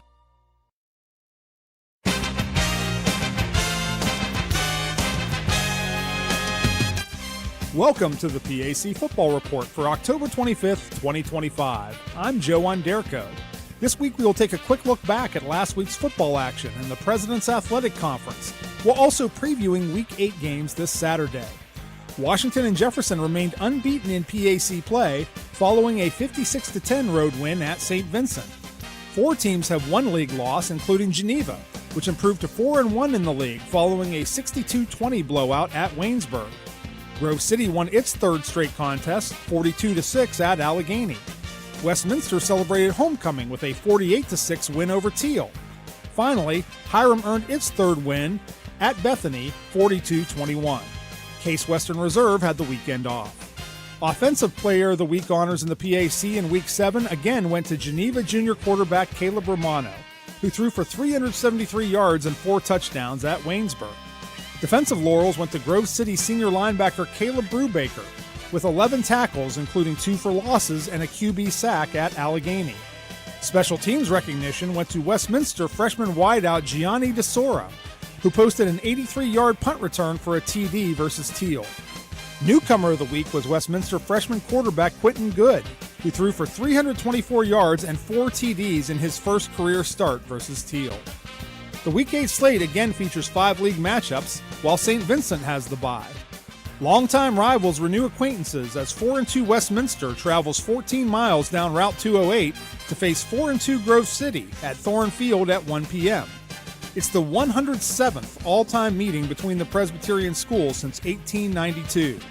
The Wolverines have won the last 2 meetings against the Titans, including a 36-9 final in New Wilmington a year ago. Grove City head coach Andrew DiDonato previews the heavyweight matchup. I mean, all of these games, Grove City, Westminster, for the most part, have come down to the final drive. They've just been exciting football games. And, we're 2 programs that have been to the postseason, have seen success in the postseason. Every year we strive to want to put ourselves in position to get back there, and this game always has huge implications on that. 4-3 Geneva is off to its best start in over 15 years, and will look to improve to 5-1 in PAC play for the first time ever, when the Golden Tornadoes host 0-6 Bethany for homecoming at Reeves Field in Beaver Falls at 3 p.m. The GTs have dominated the all-time series 37-12-1, including edging the Bison 34-27 in West Virginia in 2024. Veteran Geneva head coach Gino DeMarco talks about his program's recent success being a true team effort. Approaching every week differently, different guys stepping up. This past week, I know everybody looked at the point total, but no one's talking about the defense that caused 7 turnovers. It's just a different feel with this group. They're hungry. They've shown this throughout the year. Fresh off the bye, 3-2-1 Case Western Reserve heads to Greenville to face 0-6 Teal at Alumni Stadium at 12 noon. The Spartans have dominated the series with 11 consecutive wins over the Tomcats, with the last Teal win in the series being a 54-13 final in 1981. Tomcat head coach Sam Bauman talks about his goals for his program heading into the final month of the season. We are a really, really young team, so it's keeping guys motivated, excited, and understanding that, while the score lines have been not in our favor, there's been some really good football that's been played, and there's a lot of bright spots. The negatives that are there are big, and we got to fix those, but the positives are also big. In other Week 8 action, 4-2 W&J looks to maintain its hammerlock on first place when the Presidents host 2-5 Waynesburg at Cameron Stadium in Washington at 1 p.m. W&J has won 48 of 52 all-time meetings against their local foes, including a 55-16 decision at Waynesburg last season. Finally, 2-5 Allegheny travels to face 3-3 Hiram at Henry Field at 3 p.m. The program's longtime conference rivals in the NCAC will meet in a PAC contest for the first time since the 1980s. The Gators won the last meeting over the Terriers 38-13 in 2021. That's all for this edition of the PAC Football Report. Log on to the conference website at www.pacathletics.org all season long for the latest news, scores, statistics, and other league information. You can also follow us on social media via X, Facebook, and Instagram. Links are available at the PAC website. I'm Joe Underko. Thanks for listening, and we'll see you at the stadium. Greene County lost a coaching legend as Butch Brunell passed away this past Sunday. Coach Brunell started his track and field coaching career at Waynesburg in 1968 and continued for 57 years up to the time of his death. A member of the Greene County Sports Hall of Fame, Coach Brunell was also a recipient of the TSTCA Lifetime Achievement Award. Most synonymous with pole vault, Coach Brunell coached 5 different vaulters to 6 state championships, including 2-time state champion Jocelyn Lindsay.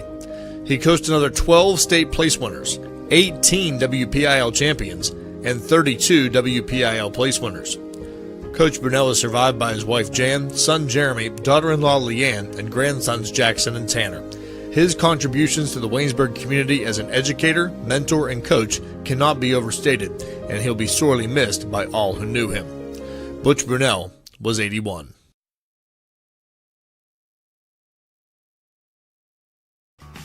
Since 1978, Quality Quick Printing has been a single source for all your business, organization, and corporate printing needs.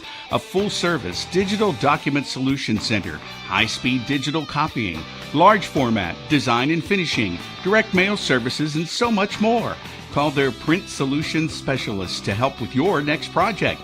724-225-9427 or visit qualquick.com.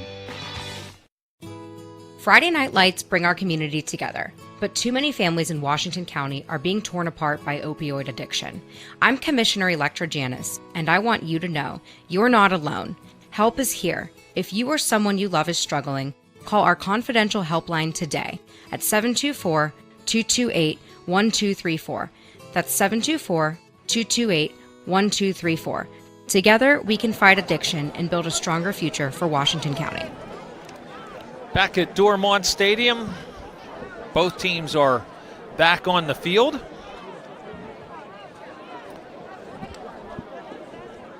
And about a 3-minute warm-up is about to commence. I just want to go back to one play there late. The holding call against Washington on the running play tackled inbounds. There's no question in my mind that the clock should have run. Yeah. Especially since you declined the penalty. No, and I'm telling you, there were 4 times, at least 3 times before that, where there was an offensive penalty and the clock was not restarted, and the clock was running before the penalty. So, I think that a couple of those times I did see the official wave to start the clock. Clearly, that last time it did not happen, and they had a ton of time to catch their mistake there, but just not right with the enforcement. Well, Seton LaSalle has hurt themselves with penalties and the one turnover, the only turnover of the ball game. Wash High's hurt themselves 2 near fumbles. Both of those plays ruled dead. 2 or 3 real fumbles. 2 of them at least on snaps that Tristan Reed didn't catch. One of them not a perfect snap, but the other one looked to be just right there, and he just didn't catch it.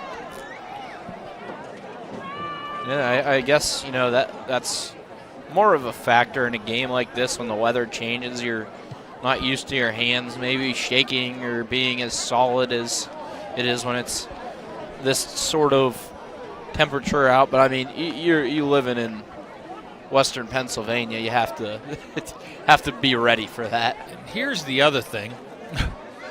Now I'll just mention this. Sure, there's no pressure, there's no rush, there's no anything.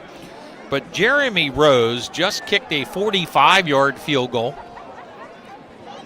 in warm-up. He is warming up at the scoreboard end, and now he's trying a 50, and that's well short and may have been blocked if there had been a rush there. But he certainly has the leg for the distance. So we'll see how that goes. But, really, despite everything that's happened, Seton LaSalle's dominance offensively in the first half, Wash High struggles, particularly tackling and moving the football in the first half. Whoever wins the second half wins the game. Yep, that's absolutely right.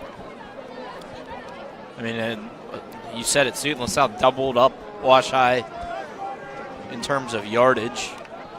You'd think that, I get it's double the score, but that doesn't really work hand in hand like that usually. You'd think that would lead to a bigger lead.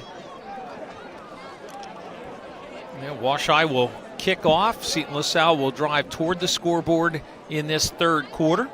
Great to have you along. Thanks to our entire crew here, and we also want to say thank you. Kenny Clace, the athletic director at Seton LaSalle, the Seton LaSalle video crew. We ended up a little jammed up. Apparently had an equipment failure we set up during the day and had a problem, and we were going to end up with one camera if not for Seton LaSalle crew bailing us out, and we certainly appreciate that. And of course, Mark Elphinstone, the athletic director here at Keystone Oaks, for the assistance as well. Little Prexy's kickoff. Deep kick taken at about the 9-yard line. Return up the middle of the field, and a big crease opened up, but then closed up very quickly as well. Major Reed on the run back out just across the 25-yard line. He got rocked by Nerhaskovich.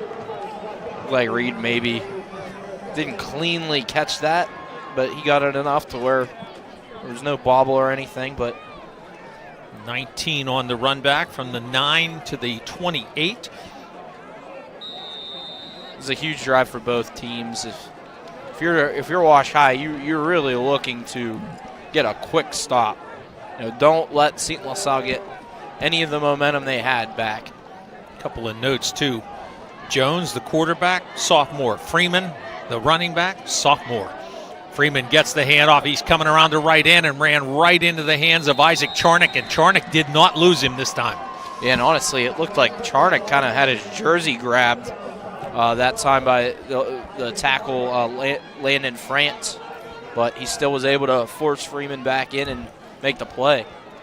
Yep. No arm tackle issues on that stop. Two receivers go to the right, Polk and Wega, and make it 3 to the right. Single receiver to the left. Second down and 9. Rebels at their own 29-yard line. Opening minute of the third quarter. Seton LaSalle 14, Wash High 7. Jones resets the running back to his right. Now motions him back behind. Fakes the toss.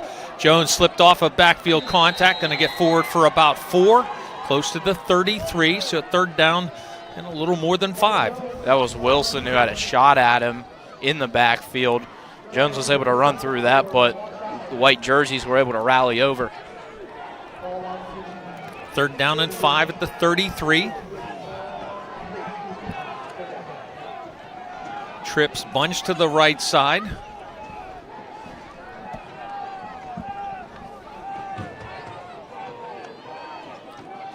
Roll out to the right, flag down. Roll out was stopped. Lawrence makes the catch. He's knocked out of bounds on the Wash High bench, but this is a holding foul coming up.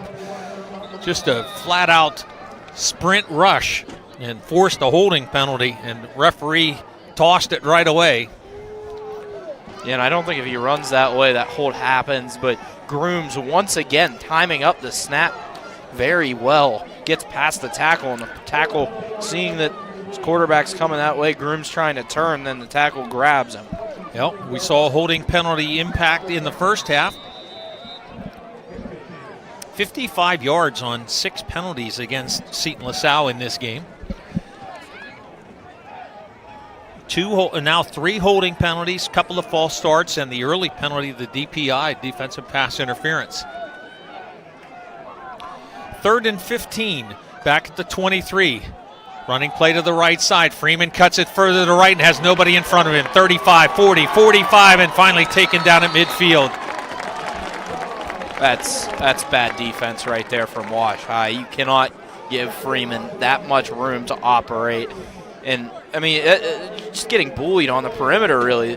The Seton LaSalle receivers are bullying Wash High's defensive backs on almost every run play to the perimeter.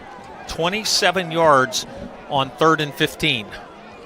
Rebels line up with, actually had 13 men on. They run 2 off, but 10 minutes to play, 3rd quarter. Rebels get out of a hole of their own making. Run the end around on the little flip to Reed, and Major Reed is taken down for a loss of about 3. They'll make it 2. Yeah, that didn't work. That was well played all around. Little Prexies had both sides of that hemmed in, and Naraskovich able to get his body on Reed and take him down. And I mentioned this in the first half. 2nd and long, 3rd and long has not been a major concern for Seton LaSalle tonight. Scored on 2 of their 4 first half possessions, and we're breaking free on another one when they fumbled the ball away. High snap, and the little Prexies jumped offside. This time Grooms beat the snap. Well, that'll get you out of as bad 2nd and long. 4 penalties against Washington.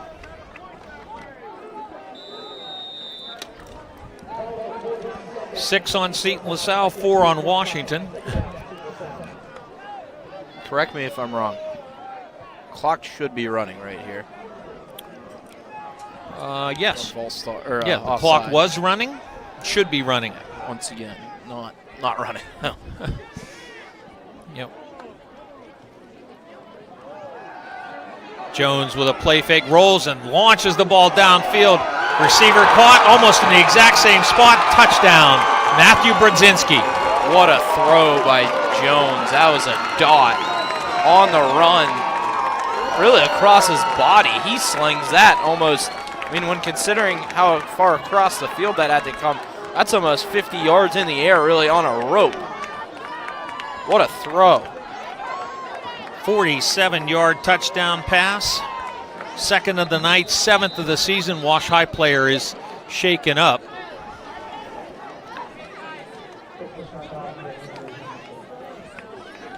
And it all goes back to that 3rd down and 15 play that Freeman took for a first down to midfield and gave the Rebels a new chance, and then launched it downfield. Beautiful pass from Kai Jones to Matthew Brodzinski, his leading receiver, and all set up by the running game. 8:59 to play, 3rd quarter. Seton LaSalle 20, Wash High 7.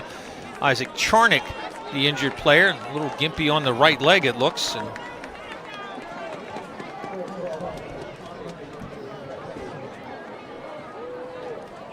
And the delay in the PAT due to the injury.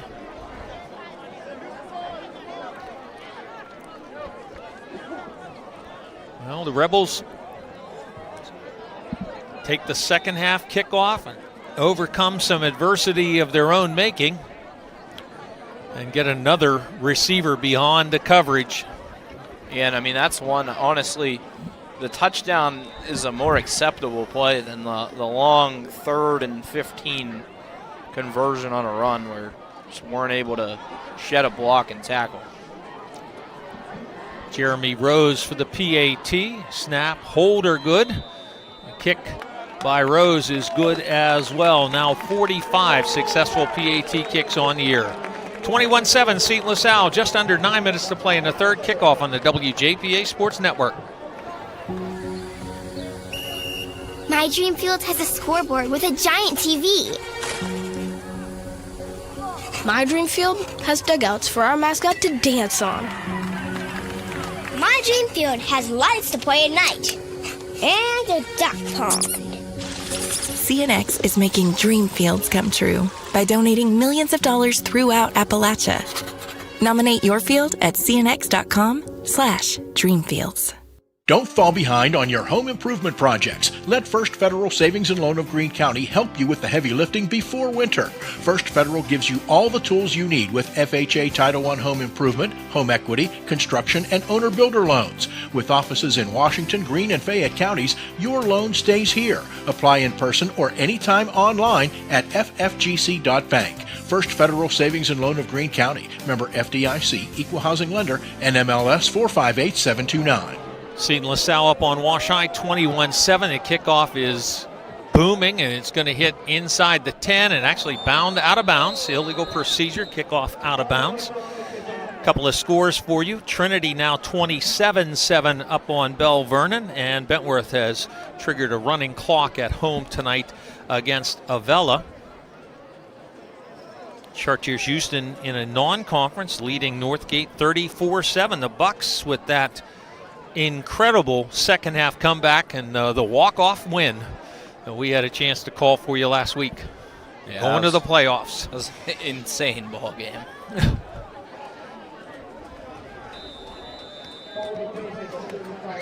Wash High will take over at the 35 on the kickoff out of bounds. Yeah, the Little Prexies need to put together a scoring drive. It's as simple as that. They haven't shown the ability to keep Seton LaSalle off the board for more than maybe one out of every 2 drives, so have to score. Now we come out in an I backfield.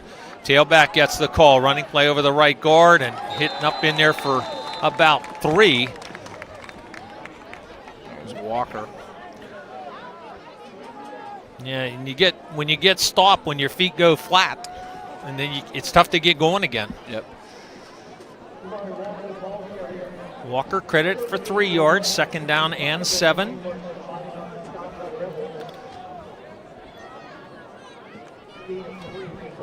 $62 yards rushing tonight for Wash High. 1 play into the second half. And they have just been running people over. Amir Nelson goes in motion. Reed takes it, throws it backwards to Nelson around the bend, 40, 45, and Nelson finally shoved out of bounds and thrown down on the sideline, and that's going to bring a penalty flag out. And brought an immediate reaction from the Washington bench players as well it should. Kai Jones actually had Nelson and then threw him to the ground. And it's just a completely unnecessary penalty, too. Nelson's run good for 10 and a first down. And now the personal foul penalty will take the ball to the 37-yard line and another first down.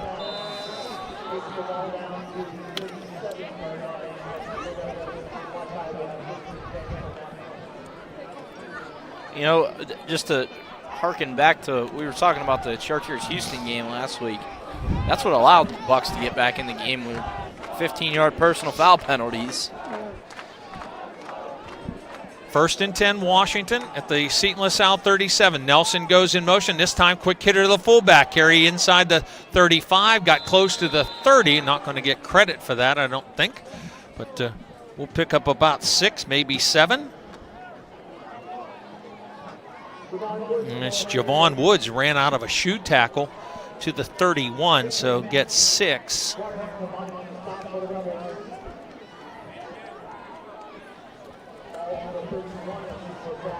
When we get a minute, remind me, I want to go back to the clock starting and that whole point. And I do want to say a couple of things. Second down and 4. Little Prexy struggled after a big first down gain late in that first half. Now Reed slides to his left. Now going to reverse it. Reed's going to run. He's got a couple of blockers. Steps over a man inside the 20 and goes going to go down at about the 16. I thought for a minute they were going to spot that down at the 20. Yeah. But Reed gets a first down. I'm going to tell you what, the Little Prexy's had the numbers there. Blockers out in front need to at least make an attempt to block somebody.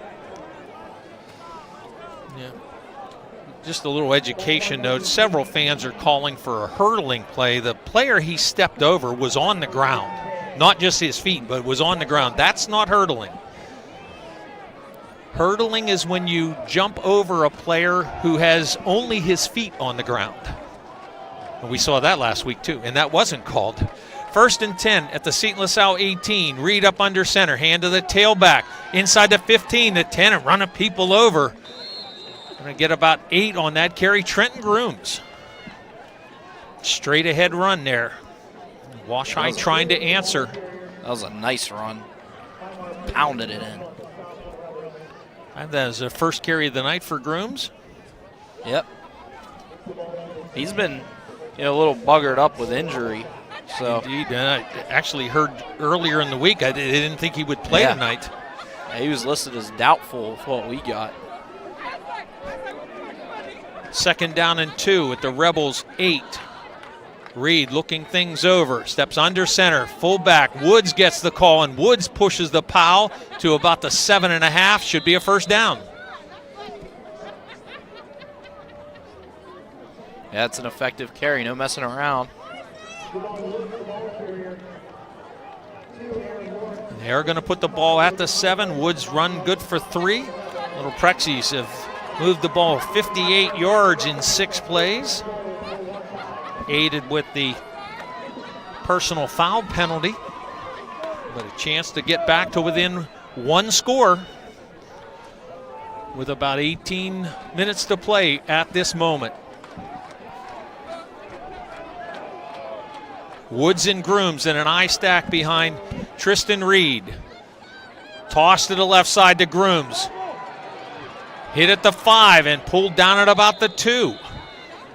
That was a good run for Grooms. It looks like he was going to be taken down at the 5, but he kind of stepped through a tackle and then fell forward. They're going quick.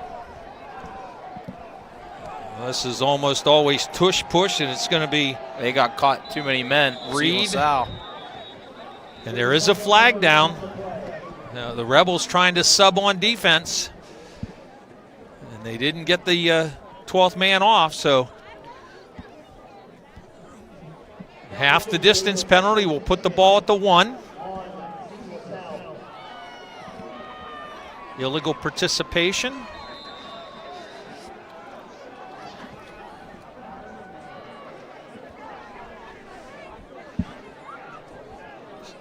Nine penalties for 71 yards.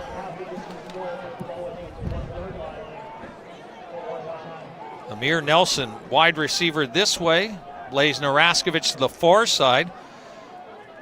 2nd and goal at the 1. Naraskovich flies in motion. Javon Woods gets the call, and Woods sticks the ball in the end zone. 5:05 to play in the 3rd. We got a ball game. That's a nice drive from Wash High. They get the help with the personal foul, but really strung together good play after that and put together the scoring drive that they needed. Javon Woods' 10th rushing touchdown of the year.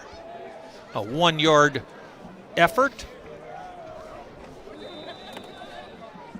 Tyler Crawford for the extra point. Kicked his 40th on Wash High's first touchdown.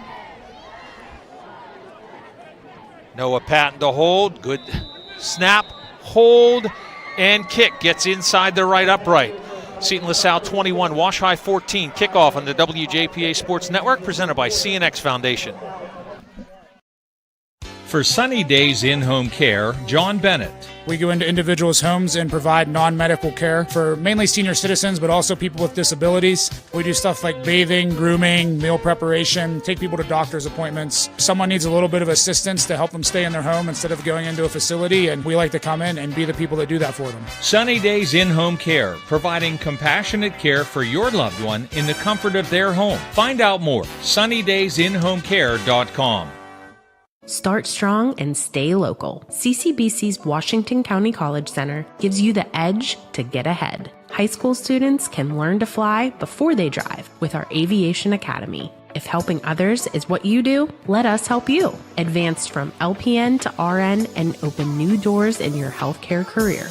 Or get ahead in college by earning general education credits. No matter your path, we're here to help you move forward. Learn more at ccbcwashington.com. Major Reed back deep to receive Crawford. Send a line drive kick taken at the 6-yard line. Reed right up the numbers, near side 20, 25, and Reed spun around and had to regather the football. Yeah, whenever you're spun like that and the ball's kind of hanging up towards the sky, you got to be real careful. So it's easy to just get your hands on that and punch it out. Like Reed out to about the 26, a 20 on the run back. And now an important series here for the Washington defense. Has to be better than it has been, or they'll be down 2 scores again. Yeah, and just as equally important for Seton LaSalle, you just gave up a nice touchdown drive. You really haven't had any trouble moving the ball, but Seton LaSalle has had some penalty miscues so far. Trips bunched to the near side. That's a tight end and a couple of tight flankers. Toss to the right side. It's Freeman and nobody on the edge. 30, 35, and out of bounds across the 40-yard line. It's just too easy. I mean, once again, it's just the perimeter blocking. Little Prexy's secondary is just getting blocked into oblivion on the outside.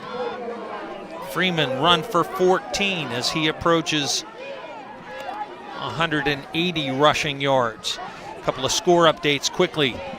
Trinity 27, Bell Vernon 14, Peters Township 28, nothing up on Bethel Park in the third. End of 3 quarters. California 20, Jeff Morgan 14. A game that will help decide the Tri-County South Championship. 1st and 10 from the 40, flag down from the umpire. False start on Seton LaSalle. And Wash High is going to get a penalty too.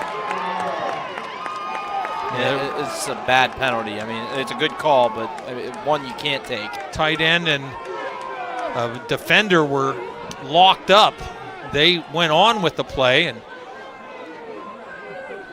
I want to go back to the thing about the clock running and all that, and those were wrong, and those are correctable and easy to fix, but the officials have really an incredible job to do, and we see so many games now with only 5 or 6 officials. We don't get the 7 official crew, and that is really hard. So we have unsportsmanlike or personal. We have a false start against Seton LaSalle, and then a dead ball personal foul against Seton LaSalle.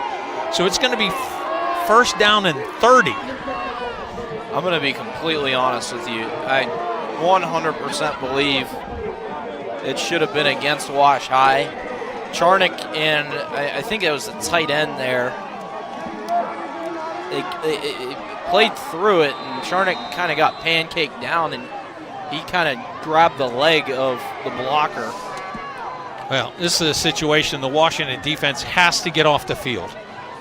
1st down and 30 for the Rebels. The ball back at the 20-yard line. 21-14, Seton LaSalle with the lead. That same formation, trips to the near side, toss to the near side. Freeman looking for a hole, cuts up over the 25 and out to about the 28. And now a block carries a player clear out of bounds. Did we have a flag there? No, we do not. I'm going to tell you one. That one right there, that was a flop. That was a pure flop. The player was still getting, blocking and then getting shed on the block, and he kind of just got that last little shove, and he went full ragdoll. 2nd and 22 now for the Rebels at their own 28-yard line. Kai Jones gets the snap. Again, toss to Freeman. Freeman dragged down at the 31, so gain of only 3. And now every time somebody gets up, they're pleading for a penalty. And I got to tell you, that's the Sunday afternoon nonsense that we see. Everything, it can't be that somebody made a play. Yeah. Somebody's always being fouled in some fashion. So 3rd and 19 now for the Rebels. 3 receivers wide right, single receiver this way. That's Brodzinski, the leading receiver, and Amir Nelson has him. Single back beside Kai Jones. It'll be a running play. It's Freeman trying to go wide right. And Freeman, 45 45, 50, first down. No, there's just no excuse, and players were waiting for blockers to come hit them. That's all it is. I don't know if it's if they're taught that way. I can't imagine that the secondary players are. I mean, it's really unreal to look at. I mean, this Wash High secondary is not even trying to shed the block. Seton LaSalle overcomes a 1st and 30. And now it's a 1st and 10 at the Washington 47-yard line.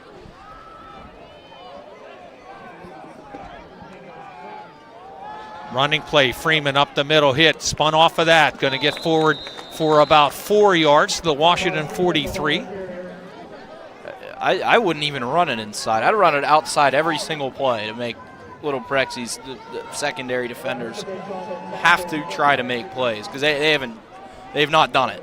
Freeman, 21 carries now for 214 rushing yards in less than 3 quarters. 2nd and 6 at the Washington 43. Game clock approaching 2 minutes remaining in this 3rd quarter.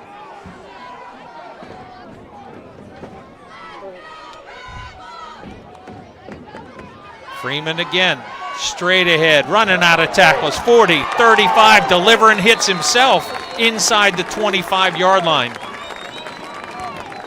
Powerful run up the middle. No, it's DeAndre Hill, actually. My apologies.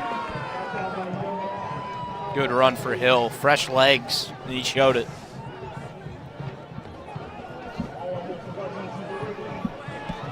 Ball at the Washington 22-yard line. That's 21 yards on the run for Hill. 90 seconds to play 3rd quarter. The Rebels from their own 26 now to the Wash High 22, including overcoming 1st and 30. High snap. Pass to the right side is caught inside the 20. A couple of defenders get there. The ball came loose. Here we go again. The Little Prexies seem like they have the football. Yeah, they do. Unreal.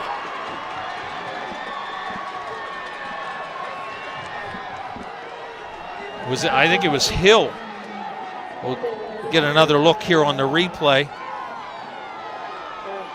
Pass play was Brodzinski, and he fumbled it away. 2nd turnover of the night by Seton LaSalle, and the Little Prexies get off the deck.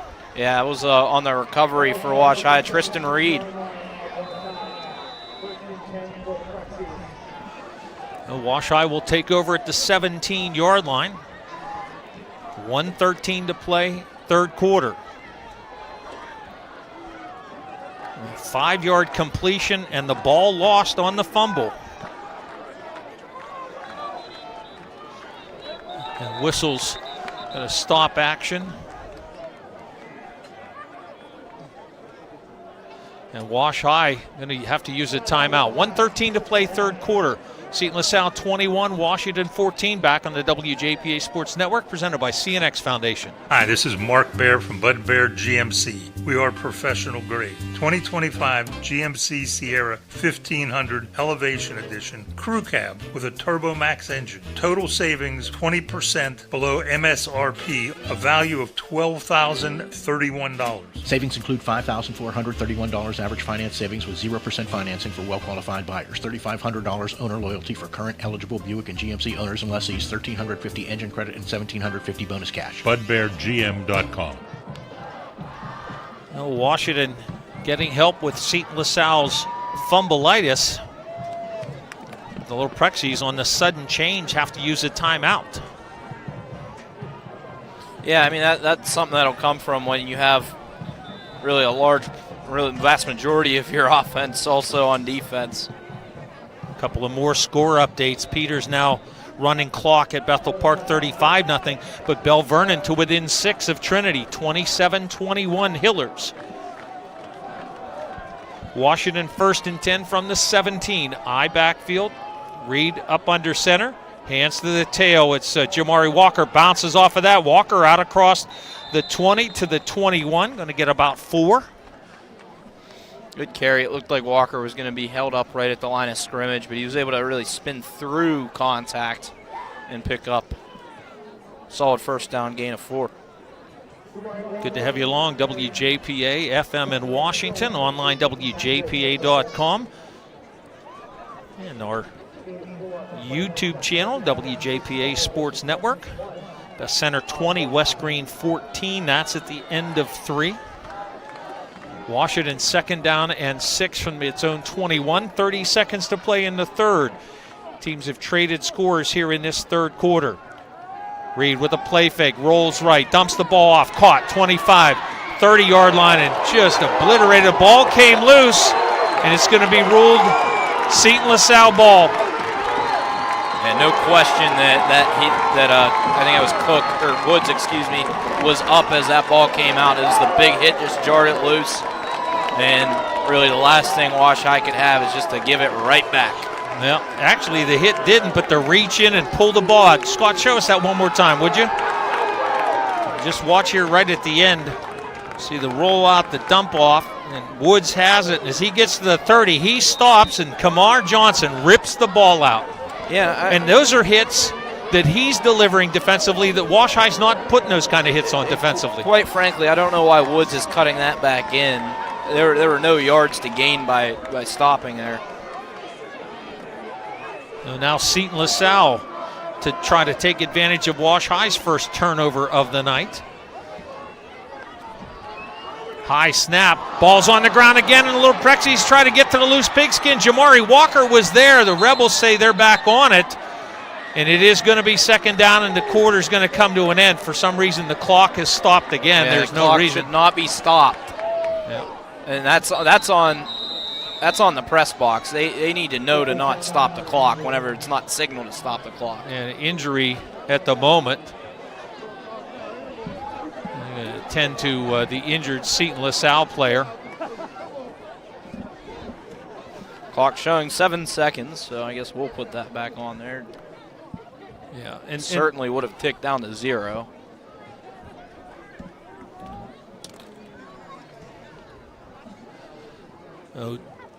Javon Woods with the 10-yard reception, but the fumble lost. Little Prexies do exactly what Seton LaSalle did on the last possession. It looks like cramps the issue here on the Seton LaSalle injury. I think it was Freeman that put that ball on the ground, right? Yep. Scramble for the loose ball, and the Rebels recovered at the 37. Now the referee indicating that, yes, the clock will run. It should have already until they realized there was an injured player, and we will come to the end of 3 quarters. Seton LaSalle 21, Washington 14, 4th quarter, when we come back on the WJPA Sports Network, presented by CNX Foundation. In sports and in life, accidents happen, and sometimes people get hurt. The doctors at Advanced Orthopedics and Rehabilitation specialize in orthopedic surgery, joint replacement, foot and ankle reconstruction, hand and upper extremity surgery, sports medicine and rehabilitation, and game time medical services. With main offices near Wild Things Park and offices in Waynesburg, Charleroi, McMurray, and on Vanadium Road near St. Clair Hospital, you can count on Advanced Orthopedics and Rehabilitation. You deserve a bank that lifts up your business, that shares your spirits and your taste for success. At Washington Financial, we pride ourselves on crafting solutions that are as one of a kind as your business is. Go with the bank that gets you. Washington Financial Bank. Trinity adds a touchdown in its lead at Bell Vernon. Still in the 3rd quarter. Trinity 33, Bell Vernon 21. Here at Seton LaSalle 21, Wash High 14. Rebels have put 150 yards total offense up in each of the middle quarters. Another 150 in that 3rd period there. 2nd down at about 16. Running play, and there's nowhere to go. Back to the line of scrimmage only on the play.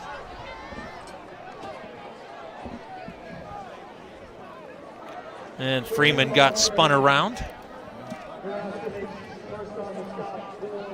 So it's going to be 3rd and 16, but I don't know how many times I have to say it. those long numbers have not been a problem for Seton LaSalle. They have been a problem for the Wash-High defense. Yeah, you have to know exactly what's coming right here. It should be just that sweep handoff. Third down, 16 yards to go at the Washington 37-yard line. Rebels trying to take advantage of the fumble. Pressure, Jones ran away from Grooms, throws the ball downfield, has Brodzinski there, juggles it, and can't hang on at the 5-yard line. And Kai Jones is shaken up. And now he, after rolling around, looked like he was writhing in pain, jumps to his feet. Incomplete pass brings up 4th down. Yeah, Jones under immediate pressure from Trenton Grooms had to just chuck one up, and he hit his receiver in the hands. 4th and 16. Are we going to see the punt unit? Yes, we are. John Wega comes on to punt. I wouldn't punt, to be completely honest with you.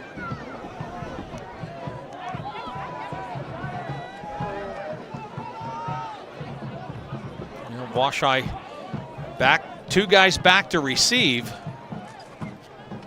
Line doesn't really come set. Wega will kick it away toward the near sideline. Little Prexies will get away, and it's going to bounce inside the 10, the 5, and then end up going on into the end zone for a touchback. 10:52 to play, 4th quarter. Seton LaSalle 21, Wash-High 14. Back on the WJPA Sports Network, presented by CNX Foundation. GG&C drives Washington. GG&C Bus Company is looking for CDL drivers. Enjoy flexible hours and scheduling and paid training for new drivers. Drug screening and background checks required. For 50 years, GG&C has provided safe, reliable student and public transportation. They're always looking for school bus, van, and charter drivers and student monitors. Equal opportunity employer. Learn more at ggcbus.com or call 724-222-2320. 1-score game, Wash-High with the ball in hand. 1st and 10 at its own 20. The teams trading turnovers and neither able to capitalize. And now a flag from the umpire.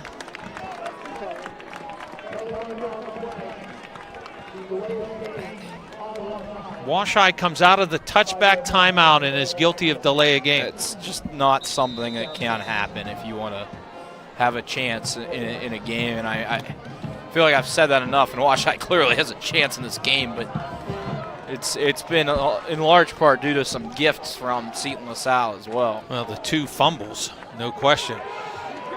Reed on the keeper around the end on 1st and 15, runs out of bounds at about the 18-yard line, going to get only 3 on the play.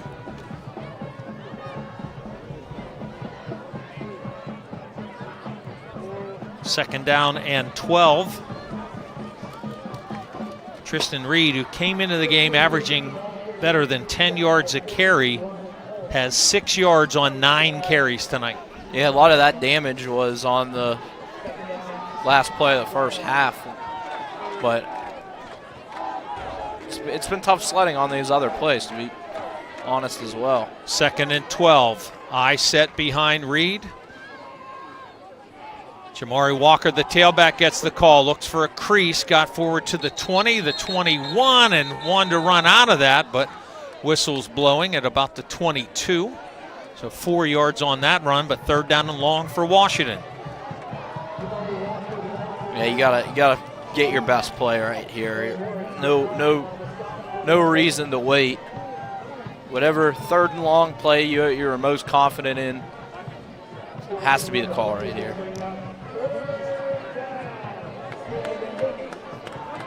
10-10 left in the ball game in regulation. 21-14. Seton LaSalle with the lead. The Rebels have never trailed. Led 7-0, 14-7, and now 21-14. Reed from the shotgun with Walker beside. 4-man front. Reed does a 360, rolls to his right. Trying to run, now going to throw down the middle of the field. Pass is caught.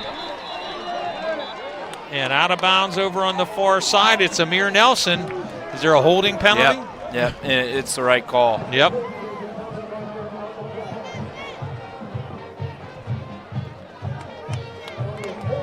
Holding against Washington will take the ball from the 22 back to the 12. Yeah. So instead of third down and now a flag comes flying, and that's almost certainly unsportsmanlike conduct on Washington. Compounding errors. Yeah, as Reed was rolling out to the right, Dudley grabbed the defender's jersey. That's where the hold was. Indeed, unsportsmanlike conduct. So the hold to the 12, unsportsmanlike back to the 6.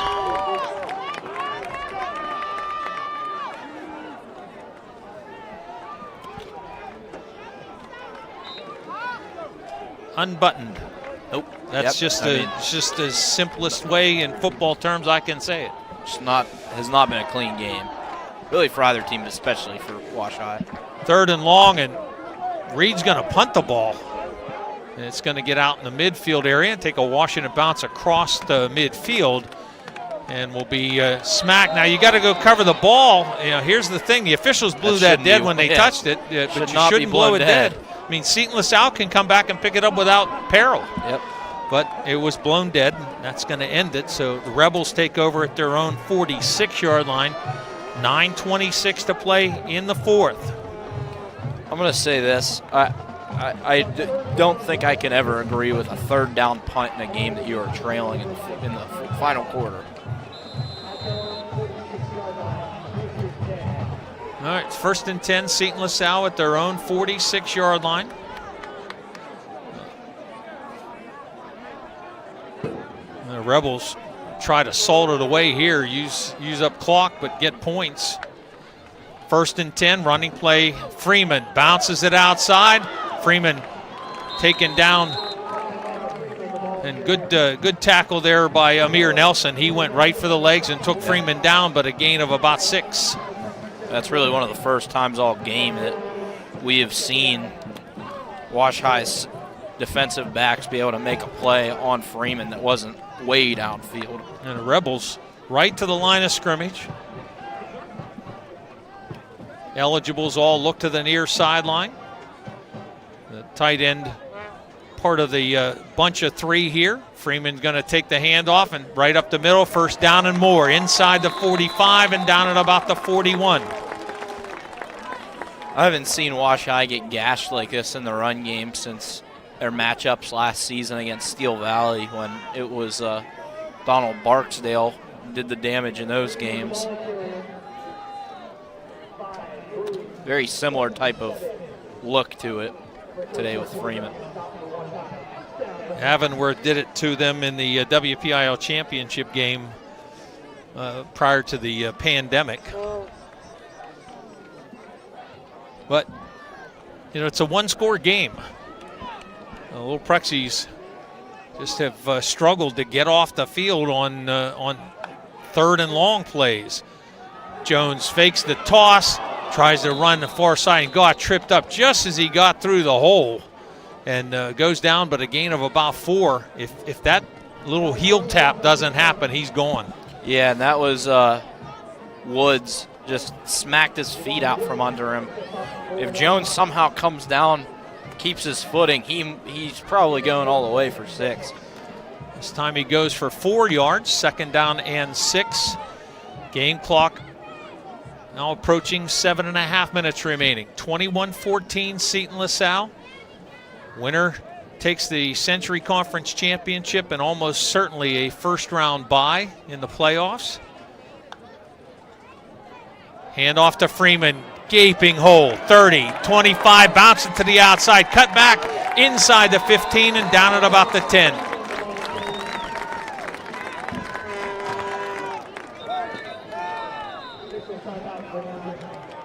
And a Wash High player is down, shaken up. They put the ball at the 11-yard line, looks like. And while they attend to the injury after the 26-yard run for Freeman, 247 rushing yards on 26 carries tonight. 7:15 to play in the game. 21-14 Seton LaSalle. Back on WJPA in just a moment. Orthodontics isn't just for children. Orthodontics is for everyone. Choose good orthodontics. Doctors Bob and Ron Good and Dr. Cullen Doyle are board-certified specialists in orthodontics and facial orthopedics. Good Orthodontics has offices in Mount Lebanon, Washington, and Pleasant Hills. See all the good a simple smile can do. Call Good Orthodontics, 412-344-4663. Excellence is a good choice. Choose Good Orthodontics. Seton LaSalle will have it 1st and 10 at the Wash High 11-yard line. Tristan Reed, the injured player, he'll make his way to the sideline. Well, now Wash High in a real pickle. 7:15 to play. They don't have, in this kind of matchup, big play, haven't shown big play capability. Yeah, and they've gotten the ball twice with a chance to tie it here. And it goes fumble, then you go backwards 14 yards. I mean, and punt on 3rd down. Yeah. Freeman from the 11. He's to the 5 before touch. Stays on his feet, churns the legs, and it goes down at about the 3-yard line. Yeah, once again, I mean, now they're in positive position to where they would have been, say you somehow fumble it right at the line of scrimmage on the 3rd down punt. Still just can't really wrap my head around that decision. 2nd and 2 at the 3. It'll be Freeman again, left side, and Freeman pounds it to the 1 and into the end zone.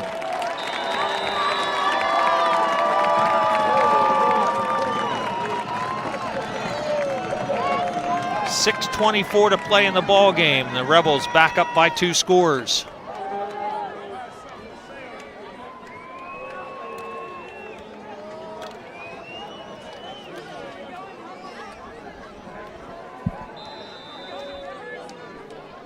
Extra point attempt coming from Rose.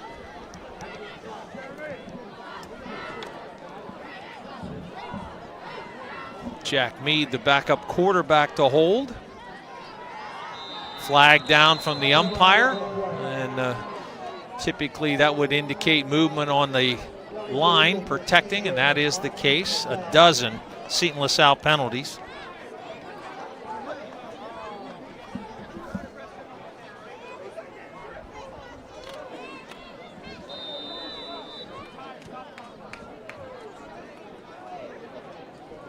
The ball comes out to the 8-yard line. But talked about Rose in halftime and warm-ups. That 5 yards is not a factor. No, not at all.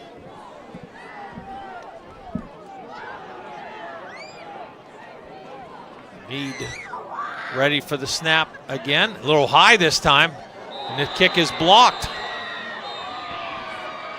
Little high snap created part of that issue. 6:24 to go, 4th quarter. Seton LaSalle 27. Wash High 14. Kickoff on the WJPA Sports Network, presented by CNX Foundation.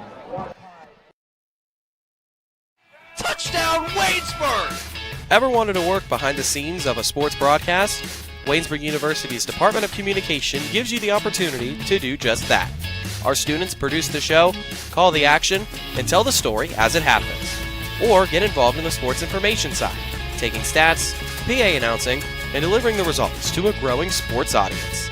The Waynesburg University Department of Communication is waiting to hear from you. So what are you waiting for? For more information, visit waynesburg.edu. Hi, I'm Scott Day from the Day Insurance Agency here in Washington. When was the last time you reviewed your homeowner's policy? In recent years, the price of homeowners insurance has gone up dramatically. In fact, some companies have raised their rates by as much as 35% in the last year.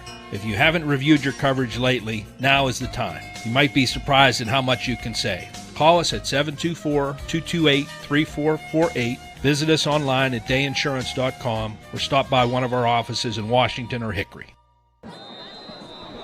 A lot of open doors tonight, but little Prexies can't get out of their own way.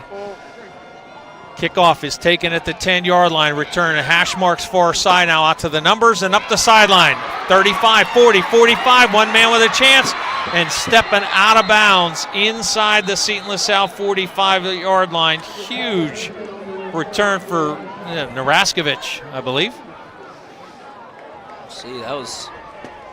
No, it's Jaquay Heyman, excuse me. Heyman. Yeah, it looked like the side of his foot just stepped out. If that didn't happen, he's going all the way. The ball at the Seton LaSalle 42. But clock becomes a very significant player now. Yeah, especially considering Wash High only has 2 timeouts. They had to waste a timeout on a change of possession.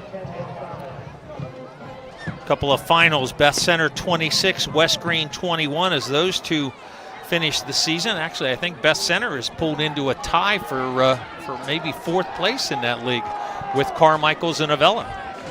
Bentworth 35, Avella nothing. That's a final as well. Washington 1st and 10 from the Seton LaSalle 42. Reed to put it up, and now he's going to run. He's going to step out of bounds at the 38-yard line. And Reed going to get 4 yards on the carry.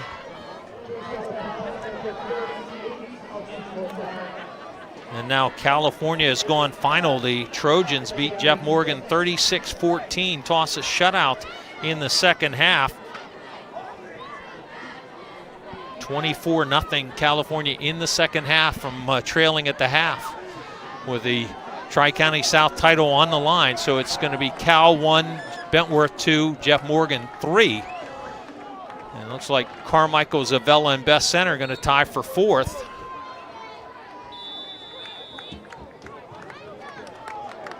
And we get a false start penalty on Wash High, so give up the yardage gained.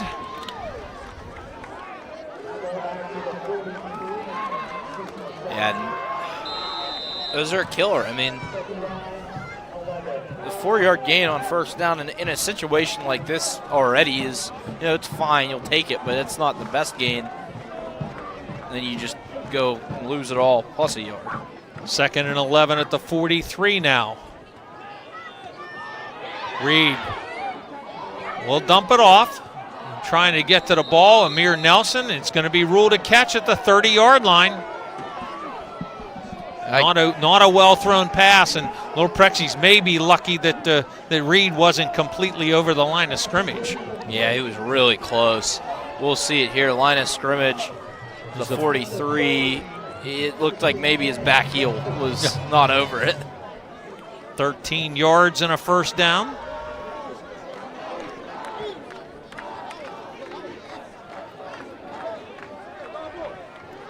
Reed, shoulder shimmy, 2 flags down there, holding penalties coming up, and now Reed going to throw it for the end zone. Contact there as well, and a flag flies there. Well, that's going to bail out Wash High with the holds. That'll offset. And the Little Prexio lineman not liking the holding, but both the referee and the umpire were there immediately. So it's holding on the offense, interference on the defense, and it will offset, will get a mulligan with 5:22 to play.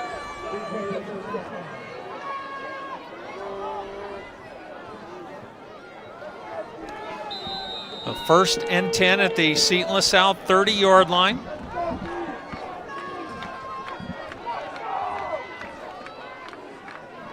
Empty backfield, 5 wide receivers. 2 to the near side, 3 to the Washington side, the wide side of the field. 3-man rush. Reed rolls to his right, looking to throw somewhere, and he takes a pop inbounds. Boy, and they're going to spot him for stepping out of bounds on his own. Yeah, and that certainly wasn't the case. He was pushed backwards out of bounds. That should be clock ticking, but a loss of 2 on the run. This crew has been certainly all right with the clock not running when it should be. 2nd and 12, 5:14. The clock stopped with the out of bounds play.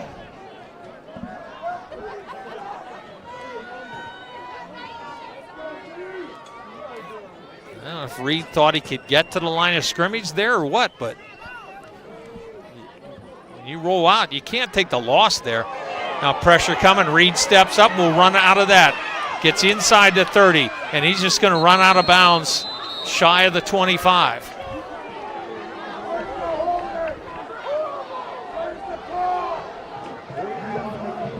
Yeah, just a little keeper there for Rita. Well, not a keeper. It was a pass play, but immediately bagged it.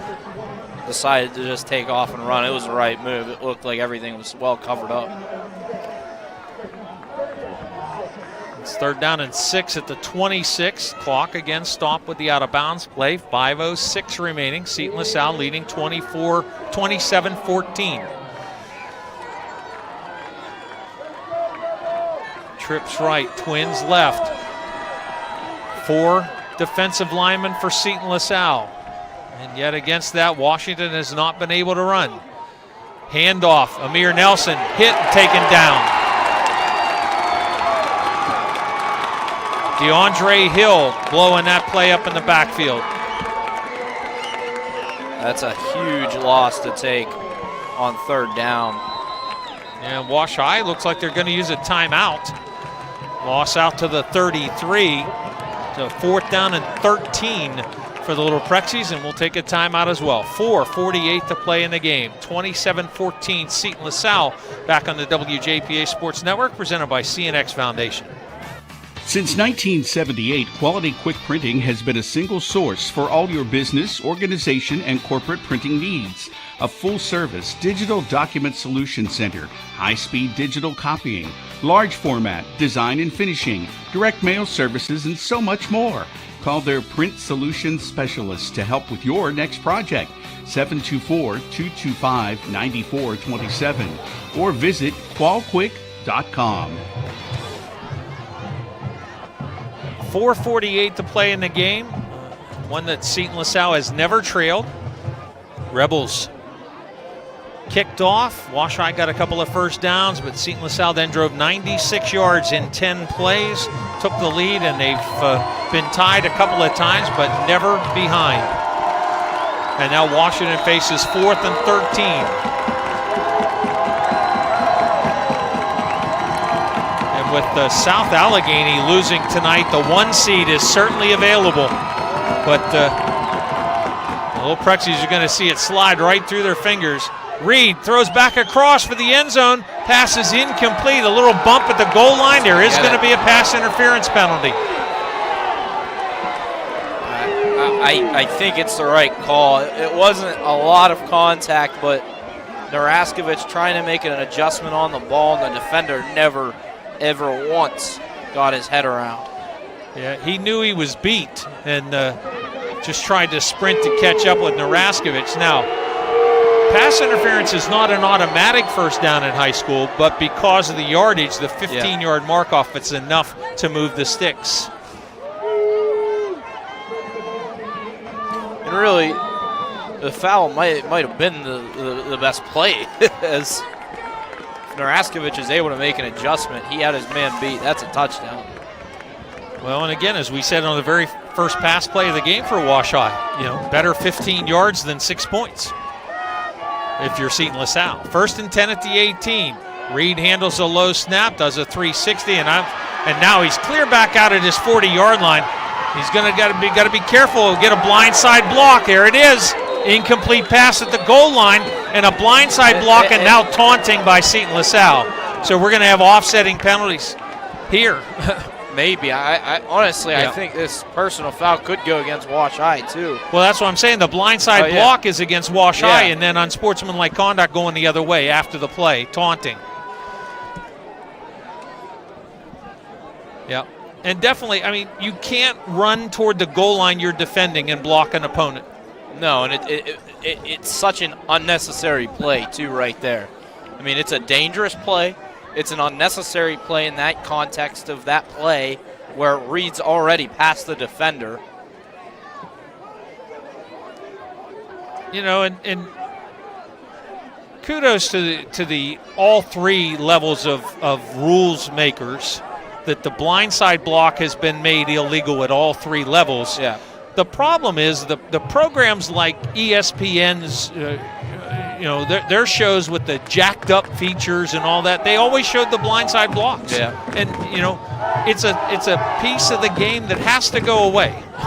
And clips of dirty hits that people will show. I mean, it really kind of angers me to see them these days.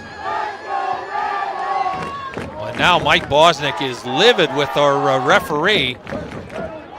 Now this really, and now a flag's going to get thrown on the Washington bench.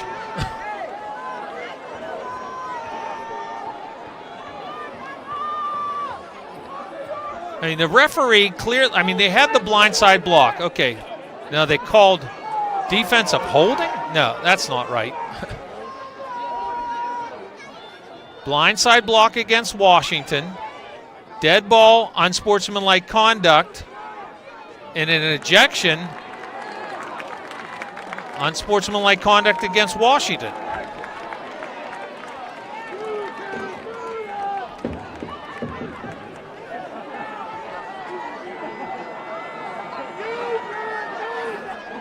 Now, and I think the ejection was against Seton LaSalle. No, I think it's against Wash High's Wahid Jones, number 74. You saw the guy from Seton LaSalle getting into it with him. It was Wahid Jones who started the whole fracas with that. That's who the unsportsmanlike's against, and that's who got tossed. So the penalty's going to bring the ball clear out to the 48-yard line. So both penalties against Washington. 15-yard blindside block, 15-yard unsportsmanlike conduct. 1st and 40. Well, we saw Seton LaSalle overcome 1st and 30, but I think we had another foul. And the officials defensive holding, and that. But I mean, after all of that, then a flag was thrown and pointed at the Washington bench. So.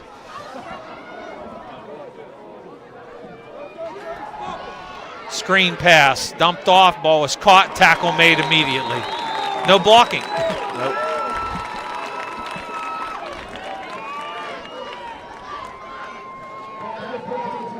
Woods with the reception, 1 yard on the screen pass.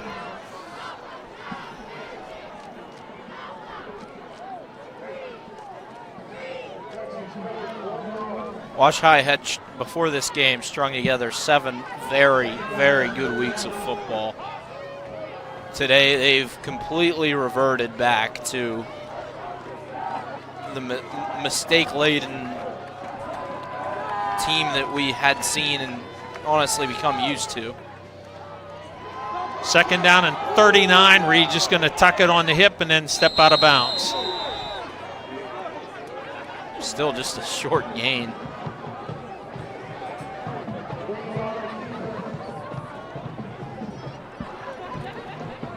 Clock stops with the out-of-bounds play.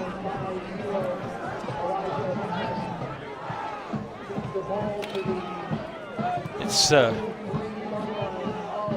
to be 3rd down and 35. Yeah. And, I mean, here, I honestly, I think the only chance you'll have, unless there's some sort of breakdown in the deep secondary, is play involving some laterals. I mean, you're down 2 scores, a few minutes left. You got to try everything you can here. 3rd down. Reed steps up in the pocket. Now we'll try to run.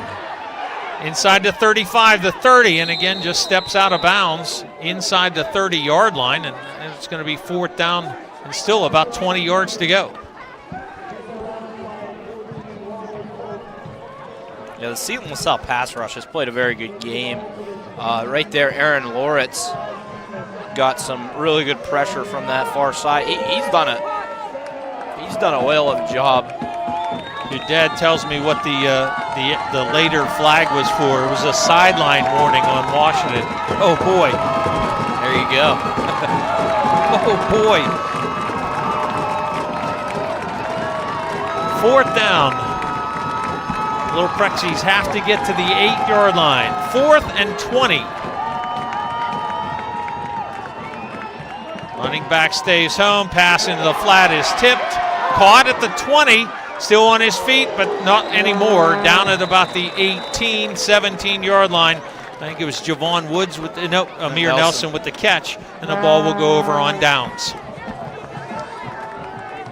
Defender tipped that ball. Prexies get 11 out of it, but needed 20. Yeah, they were setting up a lateral play. At least that's what it looked like. And the defender's tip of it just breaks that all up. Seton LaSalle now will try to run it out. Ball at the 16-yard line. Rebels have played far from a clean game themselves. 13 penalties in the game, 2 fumbles. But they have a young man named Kymar Freeman who has said, just I'll handle it. And he has all night long. DeAndre Hill gets the call. His play was supposed to go over the left tackle, and he brings it outside the right tackle and pounds it forward for about 5. The Rebels know this game is in hand now. With a 2-score lead, less than 3 minutes to play, and Wash High has 1 timeout remaining. And again, I mentioned, got word that Steel Valley was leading South Allegheny, the number 1 team in 2A, were leading 21-12. So the number 1 seed up and open, available. But and the Rebels look like they're poised to take it. Yep. Running play, left side, and up over the 25, going to get a first down. Again, it's Hill, moves the sticks.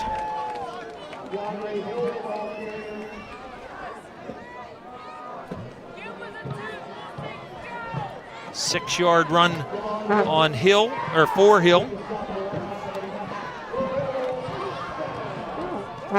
Rebels, again, standing at the line of scrimmage with the play clock at 25, but they'll stand hands on hips for a little while and get the signals that all the eligibles looking this direction. Kai Jones ready to get the snap as the play clock winds under 10. Hand off, it'll be Hill. Up the middle, carrying people with him forward for about 6 yards, straight ahead. And you got to tip your cap to Seton LaSalle. They've made really the 2 glaring mistakes on the fumbles. But other than that, just a dominant offensive performance. Wash High really never was able to stop them. Oh, and just think, without those 2 fumbles, I mean, we might be in a running clock. Yeah. I mean, we just adding 2 scores doesn't put us there, but you know, you impose your will on your opponent, and all kind of things start to happen. 2nd down and 4. Hill goes in motion. Jones, little fake the toss, runs out of a shoulder tackle and up over the 40, the 45. Horse collar tackle. Hill or Jones thrown to the turf, going to add 15 on to the run. And want everybody to hold their shock for when I say this. Another missed tackle for Wash High. And the running play out to the 45. So 12 yards for Jones.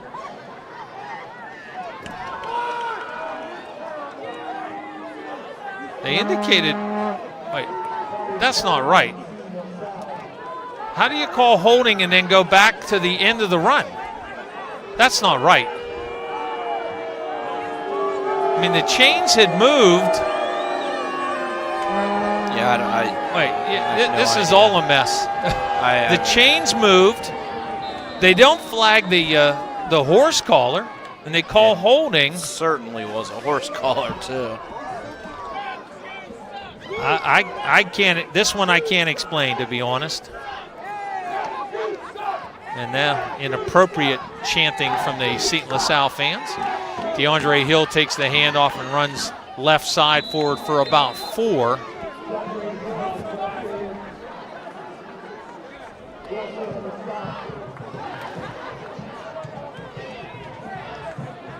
Yeah, I can't. I'm lost right now. I can't get there. How you mark that holding penalty off from the end of the run? Yeah, I don't get. And where the chains ended up, too.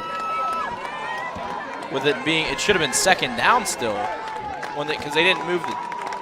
I don't even. Yeah, know. the chains went back actually to the spot of the last play, but that was 6 yards up from where the play happened.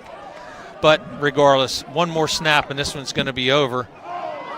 Little Prexies move, but apparently don't get into the neutral zone, and the play clock goes to 0.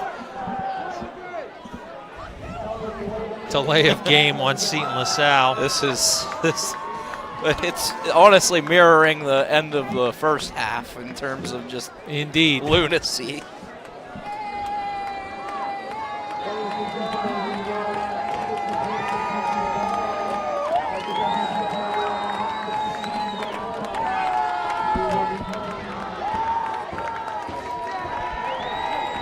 Kneel down, and the Seton LaSalle Rebels are the Century Conference champions.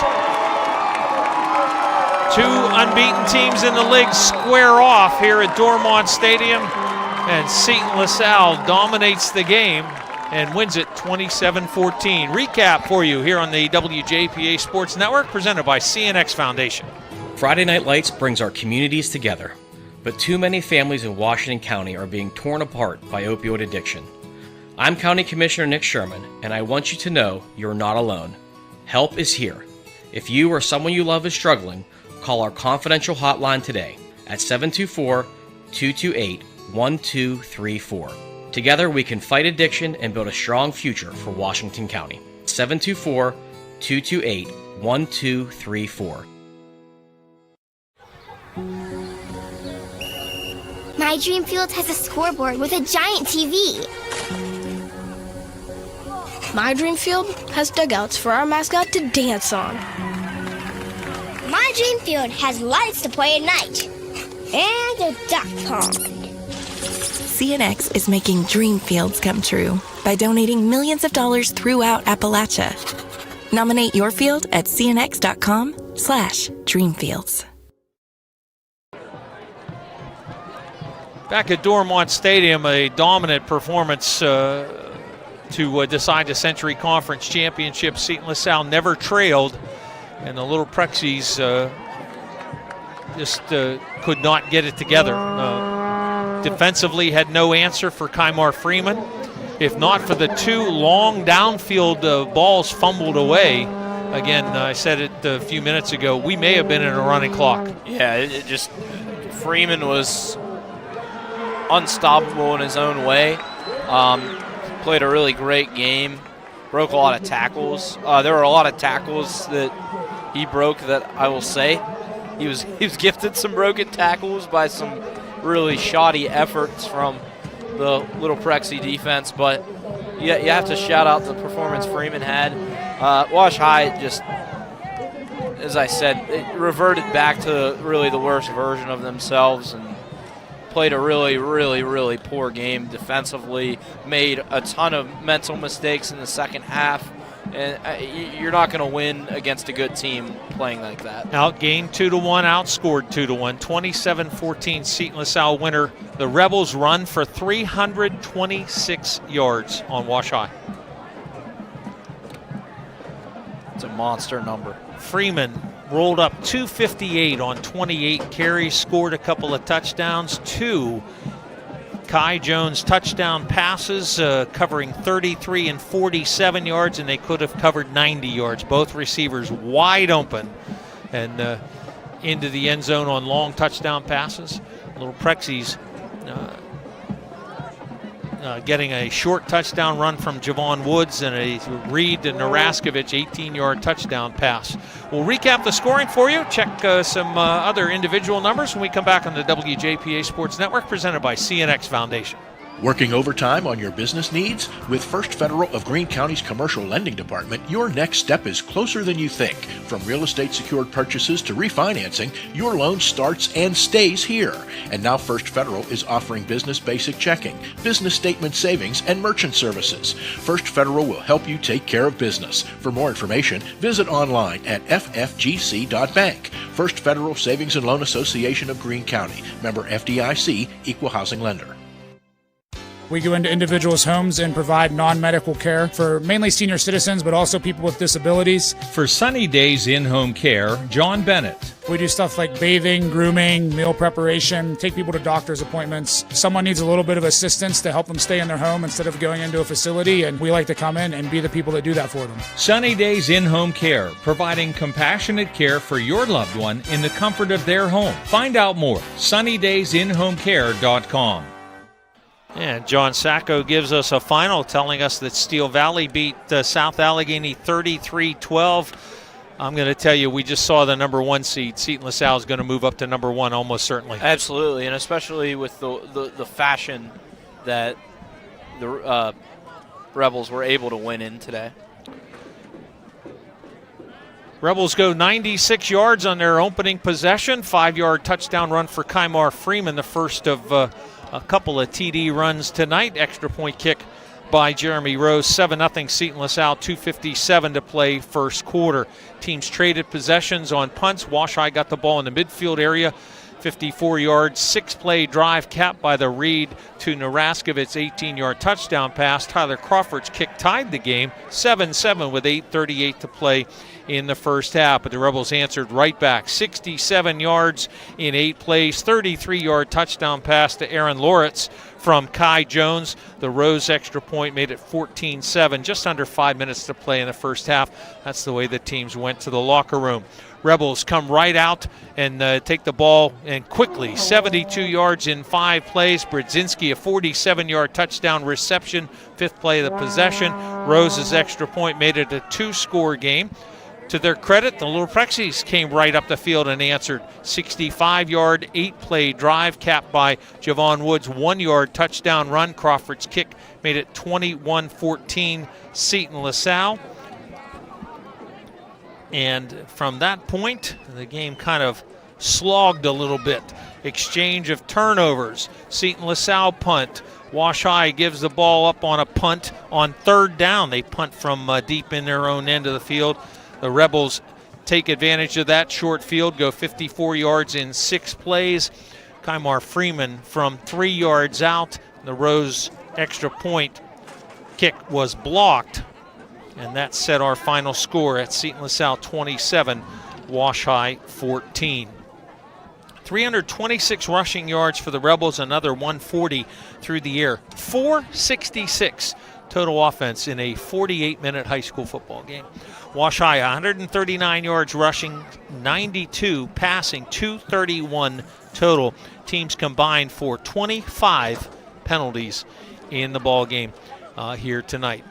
Time to recognize our player of the game, brought to you by Washington County College Center, operated by Community College of Beaver County. Start strong and stay local. CCBC's Washington County College Center gives you the edge to get ahead. High school students can learn to fly before they drive with our Aviation Academy. If helping others is what you do, let us help you. Advance from LPN to RN and open new doors in your healthcare career.